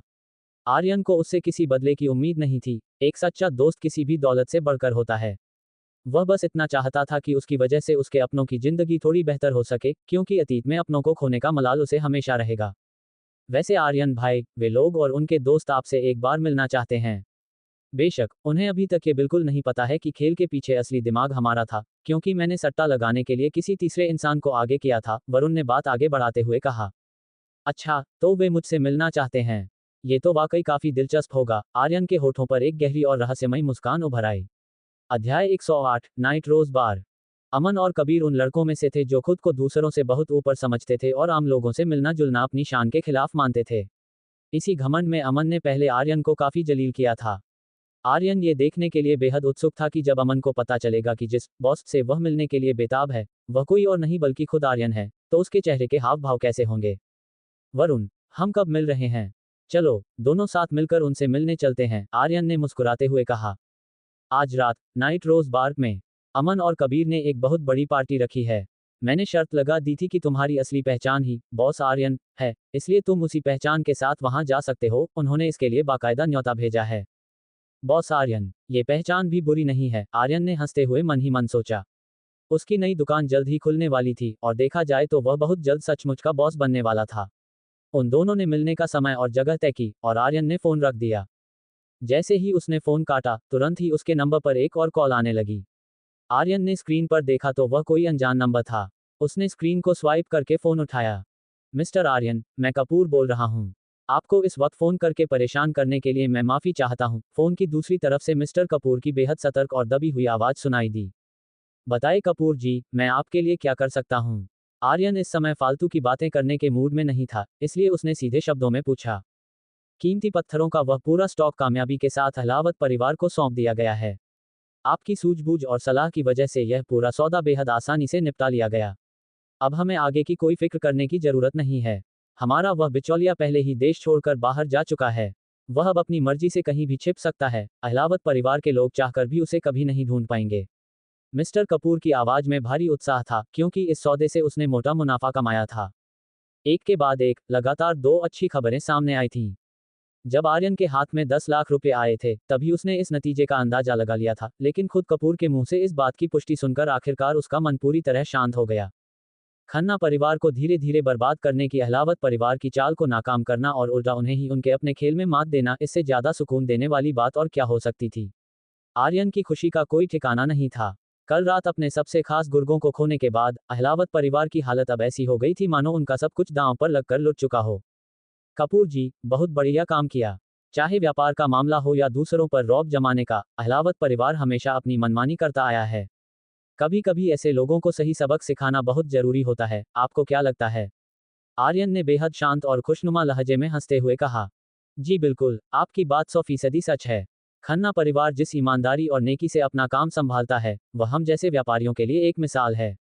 मिस्टर आर्यन, अगर आपको आगे कभी भी मेरी किसी मदद की जरूरत पड़े तो बस एक बार कह दीजिएगा, मैं तुरंत हाजिर हो जाऊंगा। अब मैं आपका ज्यादा वक्त नहीं लूंगा। नमस्कार। मिस्टर कपूर ने मन ही मन ये गहराई से महसूस किया कि जिंदगी में किसी बड़ी आफत से टकराना फिर भी ठीक है, लेकिन आर्यन से दुश्मनी मोल लेना खुद अपनी तबाही को दावत देने जैसा है। फोन कटने के बाद आर्यन ने अपने मोबाइल पर खबरें खोलकर देखी, लेकिन कल रात पकड़े गए उन लोगों के बारे में कहीं कोई खबर नहीं छपी थी। शायद वह वाकया आलीशान कोठियों वाले पौश इलाके के बेहद करीब हुआ था, इसलिए पुलिस ने शहर में किसी भी तरह के खौफ और अफरा तफरी को रोकने के लिए इस पूरे मामले को बिना किसी शोर शराबे के बेहद गुपचुप तरीके से संभाला था। अहलावत परिवार को जो पत्थरों का स्टॉक बेचा गया था, उसकी कमियों और खामियों का पता उन्हें इतनी जल्दी चलने वाला नहीं था। वह स्टॉक खन्ना परिवार के लिए पूरे एक साल की कमाई के बराबर था, लेकिन अहलावत परिवार जैसे बड़े कारोबारियों के लिए वह महज कुछ महीनों का माल रहा होगा। फिर भी इस सौदे में जो भारी रकम उनके हाथ से डूबी थी, वह उन्हें तगड़ा झटका देने और घुटनों पर लाने के लिए काफी थी। दोपहर के समय थोड़ा खाली वक्त मिलते ही आर्यन ने कॉलेज परिसर के बाहर बने एक बैंक में जाकर वरुण के खाते में 20,000 रुपये ट्रांसफर कर दिए। शाम को जब स्कूल की छुट्टी हुई तो आर्यन ने अनन्या से कहा कि उसे आज रात एक पार्टी में जाना है और इसके लिए उसे कार की जरूरत होगी। ये सुनते ही छोटी बच्ची काव्या भी साथ जाने की जिद पर अड़ गई। उसका कहना था कि आज रात उसकी बड़ी बहन घर पर नहीं होगी, इसलिए उसे अकेले घर में रहने से बहुत डर लगेगा। काफी देर तक उसे समझाने बुझाने की नाकाम कोशिश करने के बाद आर्यन ने आखिरकार घुटने टेक दिए और उसे अपने साथ ले जाने के लिए तैयार हो गया। पार्टी का समय शाम 7:30 बजे तय किया गया था, लेकिन आर्यन को यह बिल्कुल नहीं पता था कि वह नाइट रोज बार आखिर शहर के किस कोने में है, इसलिए उसे रास्ता देखने के लिए वरुण पर ही निर्भर रहना था। ठीक 7 बजे आर्यन काव्या को साथ लेकर वरुण को लेने के लिए स्कूल के मुख्य गेट पर पहुंच गया। वरुण, यहाँ आओ इस तरफ, आर्यन ने स्कूल के गेट पर खड़े वरुण को कार के अंदर से आवाज देते हुए बुलाया। वरुण उम्र में आर्यन से करीब 1 साल छोटा था, लेकिन ये देखना काफी दिलचस्प था कि घर के सारे कामकाज संभालने के बावजूद उसका रंग आर्यन से कहीं ज्यादा साफ था। साधारण कपड़ों में तैयार होकर वह थोड़े संकोच के साथ आर्यन की गाड़ी के करीब आया। अरे वाह आर्यन भाई, आपकी तो जैसे कोई बम्पर लॉटरी लग गई है, जो सीधे इतनी शानदार गाड़ी खरीद ली। ये तो वाकई बहुत कड़क लग रही है, वरुण ने उस काले रंग की मजबूत गाड़ी की बॉडी को हाथ से छूते हुए बड़े अचरज और तारीफ भरे लहजे में कहा। उस बुलेट प्रूफ गाड़ी का ढांचा बेहद मजबूत और भारी भरकम था, जिसके तीखे और रौबीले घुमाव उसे एक अलग ही लुक दे रहे थे। खासकर उसके चारों मजबूत टायर किसी भी आम बड़ी गाड़ी के टायरों से कहीं ज्यादा चौड़े और विशाल थे। वह कार सड़क पर खड़ी ऐसी लगती थी मानो कोई तगड़ा पहलवान सीना ताने खड़ा हो। काव्या को भले ही यह गाड़ी थोड़ी अजीब लगती थी, लेकिन आर्यन को इसी तरह का दमदार स्टाइल पसंद था। पिछली बार जब उनके एक परिचित ने इस कार को देखा था तो उनके चेहरे पर भी बिल्कुल वरुण जैसे ही भाव थे। ऐसा लगता है कि लड़कों को इस तरह की भारी और दमदार गाड़ियां बहुत ज्यादा पसंद आती हैं। एक मजबूत मिजाज के मर्द पर ऐसी ही रौबीली गाड़ी शोभा देती है। जल्दी से अंदर आकर बैठो, आर्यन ने हंसते हुए उसके लिए गाड़ी का दरवाजा खोला और मजाक में डांटते हुए कहा, ये कैसी शक्ल बना रखी है तुमने? क्या मैं तुम्हें अमन की तरह फालतू पैसे उड़ाने वाला रईस से ज्यादा नजर आता हूँ? वे 10 लाख रुपए अभी भी सुरक्षित मेरे बैंक खाते में ही हैं। और सुनो, ये गाड़ी मेरी नहीं है, ये तो वहां बैठी हमारी खन्ना जी की है। खन्ना जी? कौन खन्ना जी? वरुण ने दरवाजा खोला और पीछे की सीट पर बैठते हुए पूछा। ये सुनते ही काव्या ने मुस्कुराते हुए अपना सिर पीछे घुमाया और बड़े प्यारे अंदाज में बोली, नमस्ते वरुण, तुमसे मिलकर बहुत अच्छा लगा। अरे भाभी जी। वरुण उस प्यारी सी मुस्कान को देखकर इस कदर सकपका गया कि हड़बड़ाहट में सीट से उठने की कोशिश में उसका सिर कार की पक्की छत से जोर से जा टकराया। आगे की चौड़ी सीट की वजह से काव्या पीछे बैठे वरुण को साफ दिखाई नहीं दे रही थी और बाहर अंधेरा होने के कारण वरुण को भनक तक नहीं लगी थी कि गाड़ी में पहले से ही एक बेहद खूबसूरत लड़की मौजूद है। वह इस समय अंदर तक झेप गया था क्योंकि हड़बड़ाहट में उसके मुंह से कुछ अजीब शब्द निकलने ही वाले थे। वरुण के मुंह से भाभी जी शब्द सुनते ही छोटी लड़की का चेहरा शर्म से पूरी तरह लाल हो गया। आर्यन ने भी इस बात को सुधारने की कोई कोशिश नहीं की क्योंकि इस मोड़ पर यह कहना कि वह उसकी बहन का मंगेतर या बॉयफ्रेंड नहीं है, शायद काव्या के दिल को ठेस पहुंचा सकता था। वरुण को उन दोनों के असली रिश्ते के बारे में कोई सही जानकारी नहीं थी, उसने बस कॉलेज परिसर में उड़ती उड़ती कुछ अफवाहें सुन रखी थीं। चलो वरुण, अब संभल जाओ। हमारी पुरानी मशहूर रूम नंबर 520 की साख पर इस तरह बट्टा मत लगाओ, सिर्फ इसलिए कि हमारी यह स्कूल की सबसे प्यारी बच्ची थोड़ी ज्यादा खूबसूरत और मासूम है, आर्यन ने बात संभालते हुए कहा। वह पहले हॉस्टल के कमरा नंबर 520 में रहा करता था, जो पूरे कॉलेज में अपनी खास बातों के लिए जाना जाता था। अच्छा, तो आप लोग हॉस्टल के उस मशहूर कमरे में साथ रहते थे? हालांकि मैं हॉस्टल में नहीं रहती, पर मैंने भी कई बार इसके बारे में सुना है। आर्यन के मुंह से अपनी तारीफ सुनकर काव्या के चेहरे की मुस्कान और ज्यादा गहरी हो गई। वह सब तो अब पुरानी बातें हो गईं। वरुण, ये बताओ कि हमें यहाँ से किस तरफ मुड़ना है? वह बार आखिर है कहाँ? आर्यन अब उन पुरानी यादों को और ज्यादा नहीं कुरेना चाहता था। ये बिल्कुल वही जगह है जहाँ तुम पहले कभी काम किया करते थे। मैंने सुना है कि वहाँ के पुराने मैनेजर के अचानक गायब हो जाने के बाद असली मालिक को लगा कि वह जगह उनके लिए पनौती है, इसलिए उन्होंने उसे घाटे में ही बेच दिया। उसके बाद शहर के रईस लड़कों के गुट ने उसे खरीद लिया, जिसमें कबीर और अमन की भी अच्छी खासी हिस्सेदारी है, वरुण ने पूरा मामला समझाते हुए कहा। ओह, तो यह वही जगह है, आर्यन ने मन ही मन सोचा और उसके चेहरे पर एक दिलचस्प सा भाव उभर आया। उस बार का पुराना मैनेजर पर्दे के पीछे कुछ काले धंधे किया करता था, जिसकी भनक आर्यन को लग गई थी और उसने उन लोगों को अच्छा सबक भी सिखाया था। बाद में वहीं उसकी मुलाकात एक अजीब सी रहस्यमयी लड़की से हुई थी, जिसकी वजह से उसकी जिंदगी में कई चौंकाने वाली घटनाएं घटी थीं। उसने सपने में भी नहीं सोचा था कि कबीर और उसके दोस्त मिलकर उसी बार पर अपना कब्जा जमा लेंगे। आर्यन ने गाड़ी को मोड़ा और शहर के मुख्य बाजार की तरफ बढ़ा दिया। देखते ही देखते वे उस बार के सामने पहुंच गए, जिसका नाम अब बदलकर नाइट रोज रख दिया गया था। बार के बाहर एक से बढ़कर एक महंगी और आलीशान गाड़ियां कतार में खड़ी थीं। रह रहकर वहां चमचमाती स्पोर्ट्स कारें आकर रुक रही थीं, जिनमें से अमीर घर के बिगड़ैल लड़के और सज धज कर आई लड़कियां बाहर निकल रही थीं। कुछ लड़के तो अपनी दोनों बाहों में लड़कियों को घेरे हुए अंदर बढ़ रहे थे। यही इन अमीर घर के दूसरी पीढ़ी के रईसजादों की अयाश जिंदगी का असली सच था। जब आर्यन ने अपनी भारी भरकम बुलेट प्रूफ गाड़ी को वहां पार्किंग में लगाया, तो उस कार के दमदार और रौबीले लुक ने वहां खड़े कई लोगों का ध्यान अपनी तरफ खींच लिया। वहां खड़ी कुछ आधुनिक और फैशनेबल लड़कियों ने तो कार की तरफ देखकर बकायदा सीटी भी बजाई। इसे देखकर आर्यन ने एक ठंडी सांस ली और सोचा कि उसका पुराना बेबाक अंदाज इन ध्यान खींचने वाली लड़कियों के सामने कुछ भी नहीं था। अध्याय 109, मैं हूं बॉस आर्यन। अरे ओ हैंडसम, इधर आओ ना, साथ में एंजॉय करते हैं। जैसे ही आर्यन कार से बाहर निकला, वहां खड़ी एक लंबी लड़की ने उसकी तरफ देखकर हवा में एक किस उछाला। उसकी सहेलियां भी जोर जोर से हंसने लगीं। ऐसा लग रहा था कि वे इस नए और डैशिंग लड़के में काफी दिलचस्पी ले रही थीं। लेकिन जैसे ही आर्यन ने गाड़ी का दरवाजा खोलकर काव्या का हाथ थामा और उसे बाहर आने में मदद की, तो उन लड़कियों की आंखों में अचानक हैरानी और जलन का मिला जुला भाव आ गया। सफेद रंग की एक खूबसूरत ड्रेस पहने हुए काव्या किसी अप्सरा जैसी लग रही थी, जिसके सामने वहां मौजूद बाकी सभी लड़कियों की चमक पूरी तरह फीकी पड़ गई थी। उन लड़कियों की इस हरकत से काव्या के मन में थोड़ी जलन हुई। उसने तुरंत बड़े हक से आर्यन का हाथ कसकर थाम लिया और अपनी ठुड्डी ऊपर उठाते हुए उन लड़कियों की तरफ देखा, मानो वह पूरी दुनिया के सामने ये जता रही हो कि आर्यन सिर्फ उसका है। आर्यन भाई, ये रहा तुम्हारा एंट्री पास। अंदर जाने के लिए इसे दिखाना होगा। आज रात ये पूरा बार एक प्राइवेट पार्टी के लिए बुक है, वरुण ने अपनी जेब से पास निकालते हुए कहा। ठीक है, चलो अंदर चलें। वे तीनों बार के मुख्य दरवाजे की तरफ बढ़ गए। पास दिखाने के बाद वहां खड़े सुरक्षाकर्मियों ने बड़े सम्मान के साथ उन्हें अंदर जाने का रास्ता दे दिया। बार का मुख्य हॉल अब पूरी तरह बदल चुका था, वैसा बिल्कुल नहीं था जैसा आर्यन के काम करने के समय हुआ करता था। मुख्य दरवाजे के ठीक सामने एक बहुत बड़ा और शानदार स्टेज बनाया गया था और बार काउंटर को दाहिनी तरफ खिसका दिया गया था। पूरे हॉल में तेज और धमाकेदार संगीत गूंज रहा था और स्टेज पर कुछ कलाकार संगीत की धुन पर थिरक रहे थे। चूंकि यह शहर के रईसजादों की पार्टी थी, इसलिए वहां का माहौल और डांस काफी आधुनिक और चकाचौंध से भरा था। स्टेज पर मौजूद कलाकार पूरी ऊर्जा के साथ संगीत की थाप पर थिरक रहे थे, जिससे वहां मौजूद युवाओं का जोश सातवें आसमान पर था। रंग बिरंगी रोशनी और तेज म्यूजिक का ऐसा समा वरुण ने अपनी जिंदगी में पहले कभी नहीं देखा था, इसलिए वह सब देखकर उसका चेहरा झेप और घबराहट से थोड़ा लाल हो गया। वरुण, अच्छे से देख लो, ऐसा शानदार नजारा रोज रोज देखने को नहीं मिलता, आर्यन ने उसके कंधे पर हाथ थपथपाते हुए मजाक में कहा। वरुण ने तुरंत अपनी नजरें दूसरी तरफ घुमा लीं, क्योंकि खन्ना परिवार की छोटी बेटी उनके साथ थी। वह नहीं चाहता था कि उसकी किसी हरकत की वजह से आर्यन को शर्मिंदा होना पड़े। इसी बीच काव्या ने शरारत भरी नजरों से आर्यन की तरफ देखा और कहा, आर्यन, बहुत अच्छा हुआ कि मैं तुम्हारे साथ आ गई, वरना ऐसी चकाचौंध वाली जगह पर आकर तुम पक्का भटक जाते। भाभी जी, आप आर्यन भाई पर शक मत कीजिए, ये बहुत सीधे और ईमानदार इंसान हैं, ये भला कैसे भटक सकते हैं। वरुण ने तुरंत आर्यन का बचाव करते हुए कहा। हाँ भाई, यहाँ सब के सब बहुत सीधे हैं।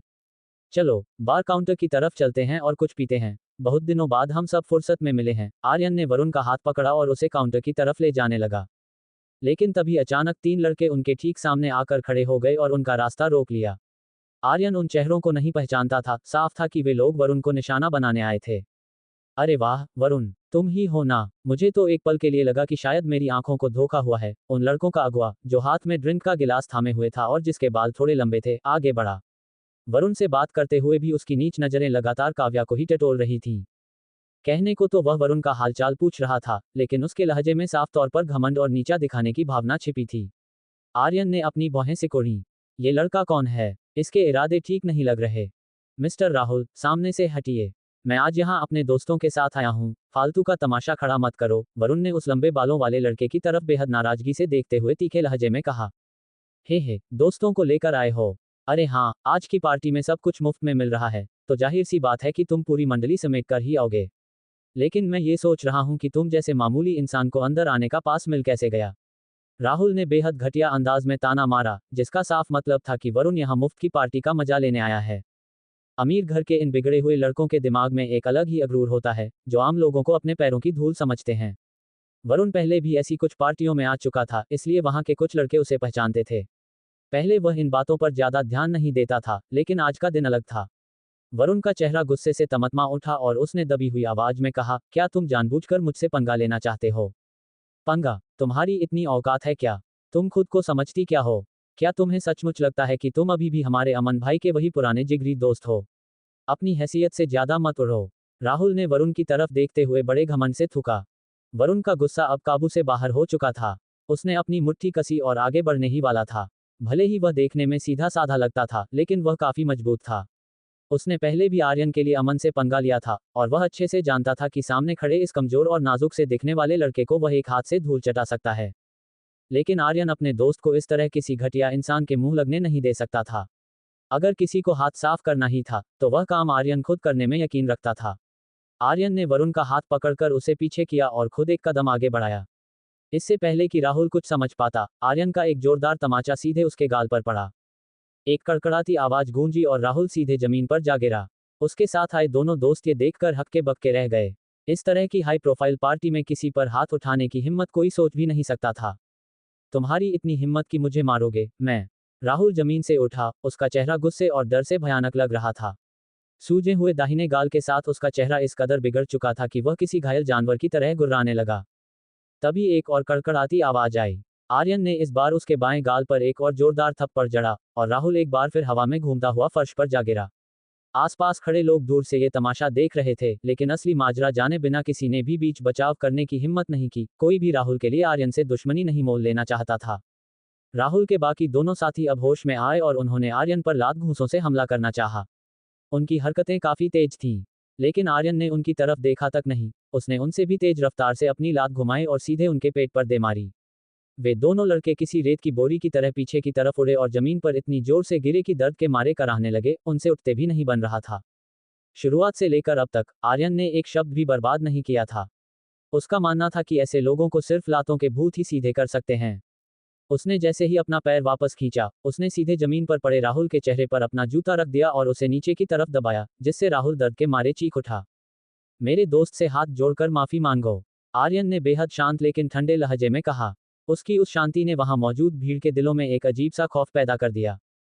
मैं थूकता हूं तुम्हारी बात पर, मैं माफी मांगूंगा। तुम लोगों की बिसात ही क्या है? मेरा पैर छोड़ो, तुम खुद घुटने टेक कर मुझसे माफी मांगो, वरना मैं तुम्हें बर्बाद कर दूंगा। राहुल का घमंड अभी भी चूर नहीं हुआ था। वह जानता था कि शहर में किसकी चलती है और उसकी नज़र में आर्यन किसी बड़े खानदान से नहीं था, इसलिए वह अपनी हेकड़ी दिखा रहा था। मैंने कहा, माफी मांगो। आर्यन ने अपना पैर थोड़ा उठाया और इस बार सीधे राहुल के लंबे बालों पर रखकर उसे नीचे की तरफ कुचल दिया। राहुल की खोपड़ी में इस कदर तेज दर्द हुआ कि उसकी आंखों से आंसू निकल आए। एक लड़के होकर इस तरह लंबे बाल रखना और दूसरों पर रौब गालिब करना, ऐसे लोगों का यही हश्र होना चाहिए। आर्यन ने अपना पैर राहुल के बालों पर वैसे ही टिकाए रखा और उसके माफी मांगने का इंतजार करने लगा। आर्यन, अपना ये घमंड थोड़ा कम करो। तुम्हारे लिए यही बेहतर होगा कि तुम मिस्टर राहुल को छोड़ दो। तभी भीड़ को चीरती हुई एक जानी पहचानी आवाज गूंजी। आर्यन ने नजरें ऊपर उठाई तो देखा कि अमन और कबीर भीड़ को हटाते हुए ठीक उसके सामने आ खड़े हुए थे। आखिरकार वे पुराने परिचित आज रात यहां आमने सामने आ ही गए थे। आर्यन के होठों पर एक ठंडी और रहस्यमयी मुस्कान उभर आई, उसका पैर अपनी जगह से टस से मस नहीं हुआ। उसने देखते हुए कहा, अमन, बहुत दिनों बाद दिखाई दिए। क्या तुम्हारे घरवालों ने आखिरकार तुम्हें घर से बाहर निकलने की इजाजत दे दी? क्यों, क्या यह मिस्टर राहुल तुम्हारा खास दोस्त है? आज रात इस पार्टी में मौजूद हर एक इंसान मेरा दोस्त है। लेकिन जहां तक तुम्हारी बात है, तुम्हारी क्या हैसियत है जो तुम इस आलीशान पार्टी में बिन बुलाए मेहमान की तरह चले आए? अगर मुझे अच्छे से याद है तो तुम्हें यहाँ का कोई न्योता नहीं दिया गया था। अमन अच्छे से जानता था कि आर्यन लड़ने भिड़ने में काफी माहिर है, इसलिए उसने खुद आगे बढ़कर हाथ उठाने के बजाय सिर्फ अपनी जुबान से उसे नीचा दिखाने और उसका मजाक उड़ाने की कोशिश की। नहीं नहीं, शायद तुम्हें कोई गलतफहमी हुई है, मुझे बाकायदा इस पार्टी का खास न्योता मिला है। अगर मेरी बात पर यकीन नहीं है तो खुद अपनी आंखों से देख लो, आर्यन ने बड़े लापरवाह अंदाज में कहा और अपनी जेब से वह खास एंट्री पास निकालकर उनकी तरफ उछाल दिया। अमन ने हवा में उड़ते हुए उस पास को लपका, उसे खोलकर देखा और देखते ही देखते उसके चेहरे का रंग उड़ गया। उसकी आंखों में पहले हैरानी आई, फिर अचरज और अंत में उसका चेहरा गुस्से और डर के मारे कोयले जैसा काला पड़ गया। वह हकलाते हुए बोला, तुम। आर्यन ने एक बेहद खतरनाक और शातिर मुस्कान के साथ उसकी तरफ देखा और कहा, तुमने बिल्कुल सही पहचाना अमन, मैं ही हूँ बॉस आर्यन। अध्याय 110, स्कूल की सुंदरियों की जंग। आर्यन, क्या तुम ये कहना चाहते हो कि तुम ही वो बॉस आर्यन हो? तुमने हमसे पूरे 10 लाख रुपये ऐंठ लिए। अमन की आंखें फटी की फटी रह गईं। सिर्फ इस सच के बारे में सोचते ही उसका खून खौलने लगा। एक ऐसा लड़का जिसे उसने कभी अपने पैरों की धूल भी नहीं समझा था, उसने इतनी सफाई से उसे 10 लाख रुपये का चूना लगा दिया था। दुश्मनी पालना और वक्त आने पर तुम्हें तड़पाना ही मेरा असली मकसद है। अच्छे मूड में होने के कारण आर्यन धीरे से मुस्कुराया और बोला, अमन भाई, तुम्हें फिर से कोई गलतफहमी हुई है। मैंने पूरे 10 लाख का मुनाफा नहीं कमाया है। उसमें से 4 लाख रुपये तो मेरी खुद की लगाई हुई पूंजी थी। ज्यादा हवा में उड़ने की जरूरत नहीं है। पहले मिस्टर राहुल को छोड़ो। अमन अब इस बात को और ज्यादा नहीं खींचना चाहता था। अपने पैरों के पास राहुल का सूजा हुआ चेहरा देखकर उसने एक बार फिर आर्यन से उसे छोड़ने की मांग की। ठीक है, या तो ये खुद हाथ जोड़कर माफी मांगे या फिर इसकी तरफ से तुम माफी मांग लो, आर्यन ने सीधे उसकी आंखों में देखते हुए कहा। उसका साफ मतलब था कि अगर उसमें राहुल को बचाने का दम है तो उसे यह शर्त माननी होगी। अमन के लिए घुटने टेक कर माफी मांगना 10 लाख रुपये गंवाने से भी ज्यादा दर्दनाक था। वह भला राहुल के लिए क्यों माफी मांगता? आर्यन ने उसकी तरफ से नजरें हटा लीं और अपने पैर का दबाव थोड़ा और बढ़ा दिया। राहुल अब और ज्यादा दर्द बर्दाश्त नहीं कर पाया। वह फूट फूट कर रोने लगा और रहम की भीख मांगते हुए बोला, मैं माफी मांगता हूँ वरुण, मुझसे बहुत बड़ी गलती हो गई। प्लीज मुझे इस बार माफ कर दो। थू है। आसपास खड़े लड़कों के एक गुट ने हिकारत भरी आवाजें निकालीं। आमतौर पर राहुल खुद को बहुत बड़ा गुंडा दिखाता था। ये देखना वाकई हैरान करने वाला था कि महज 2 थप्पड़ पड़ते ही वह इस कदर भीगी बिल्ली बन गया। वे सब एक ही ग्रुप के नहीं थे, वहां अलग अलग लड़कों के अपने गुट थे और उनके बीच भी अक्सर आपसी टकराव होते रहते थे। हालांकि वे अपने झगड़े सुलझाने के लिए कभी पुलिस की मदद नहीं लेते थे। अगर किसी ने ऐसी हिम्मत की तो उसे इस रईसजादों के दायरे से हमेशा के लिए बाहर का रास्ता दिखा दिया जाता था। वे अपने आपसी विवादों को अपनी ताकत और ऊंचे संपर्कों के दम पर ही सुलझाना पसंद करते थे। आर्यन भाई, इसके चेहरे पर 2-4 बार और पैर रगड़ दो ताकि हमारे दिल को थोड़ी और तसल्ली मिल जाए, वरुण ने एक गहरी और शातिर हंसी हंसते हुए कहा। आर्यन पर धौंस जमाने की कोशिश में बुरी तरह नाकाम होने और सरेआम जलील होने के बाद राहुल में अब वहां एक पल भी रुकने की हिम्मत नहीं थी। वह अपने दोनों दोस्तों का सहारा लेकर बेहद शर्मिंदगी के साथ बार से बाहर निकल गया। आर्यन और उसका ग्रुप भी अमन को पूरी तरह नजरअंदाज करते हुए आगे बढ़ गया और बार काउंटर के पास जाकर बैठ गया। भाभी जी, क्या आपका कबीर की उस दोस्त कशिश से कोई पुराना झगड़ा है? वह कब से लगातार आपकी तरफ ही घूरे जा रही है? वरुण ने अपनी ड्रिंक की एक चुस्की लेते हुए बड़े कौतुक से पूछा।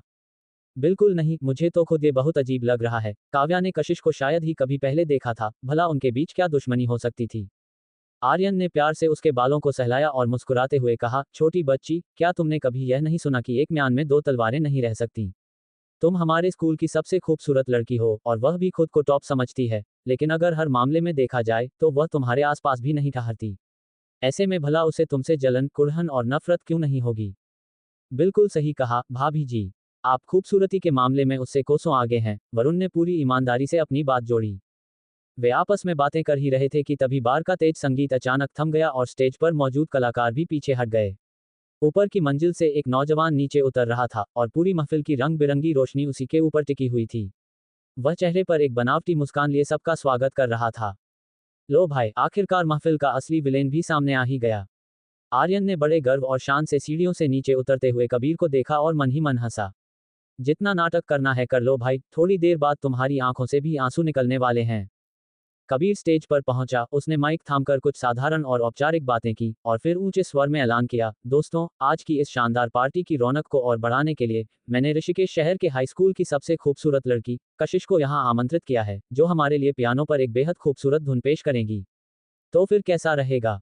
जैसे ही कशिश का नाम सामने आया, जो लोग असली बात जानते थे उन सब की नजरें घूमकर सीधे काव्या और कशिश पर टिक गईं। आज रात की महफिल में वे दोनों ही सबसे खास लड़कियां थीं, लेकिन अगर दोनों की तुलना की जाए तो कशिश काव्या के सामने बेहद साधारण लग रही थी।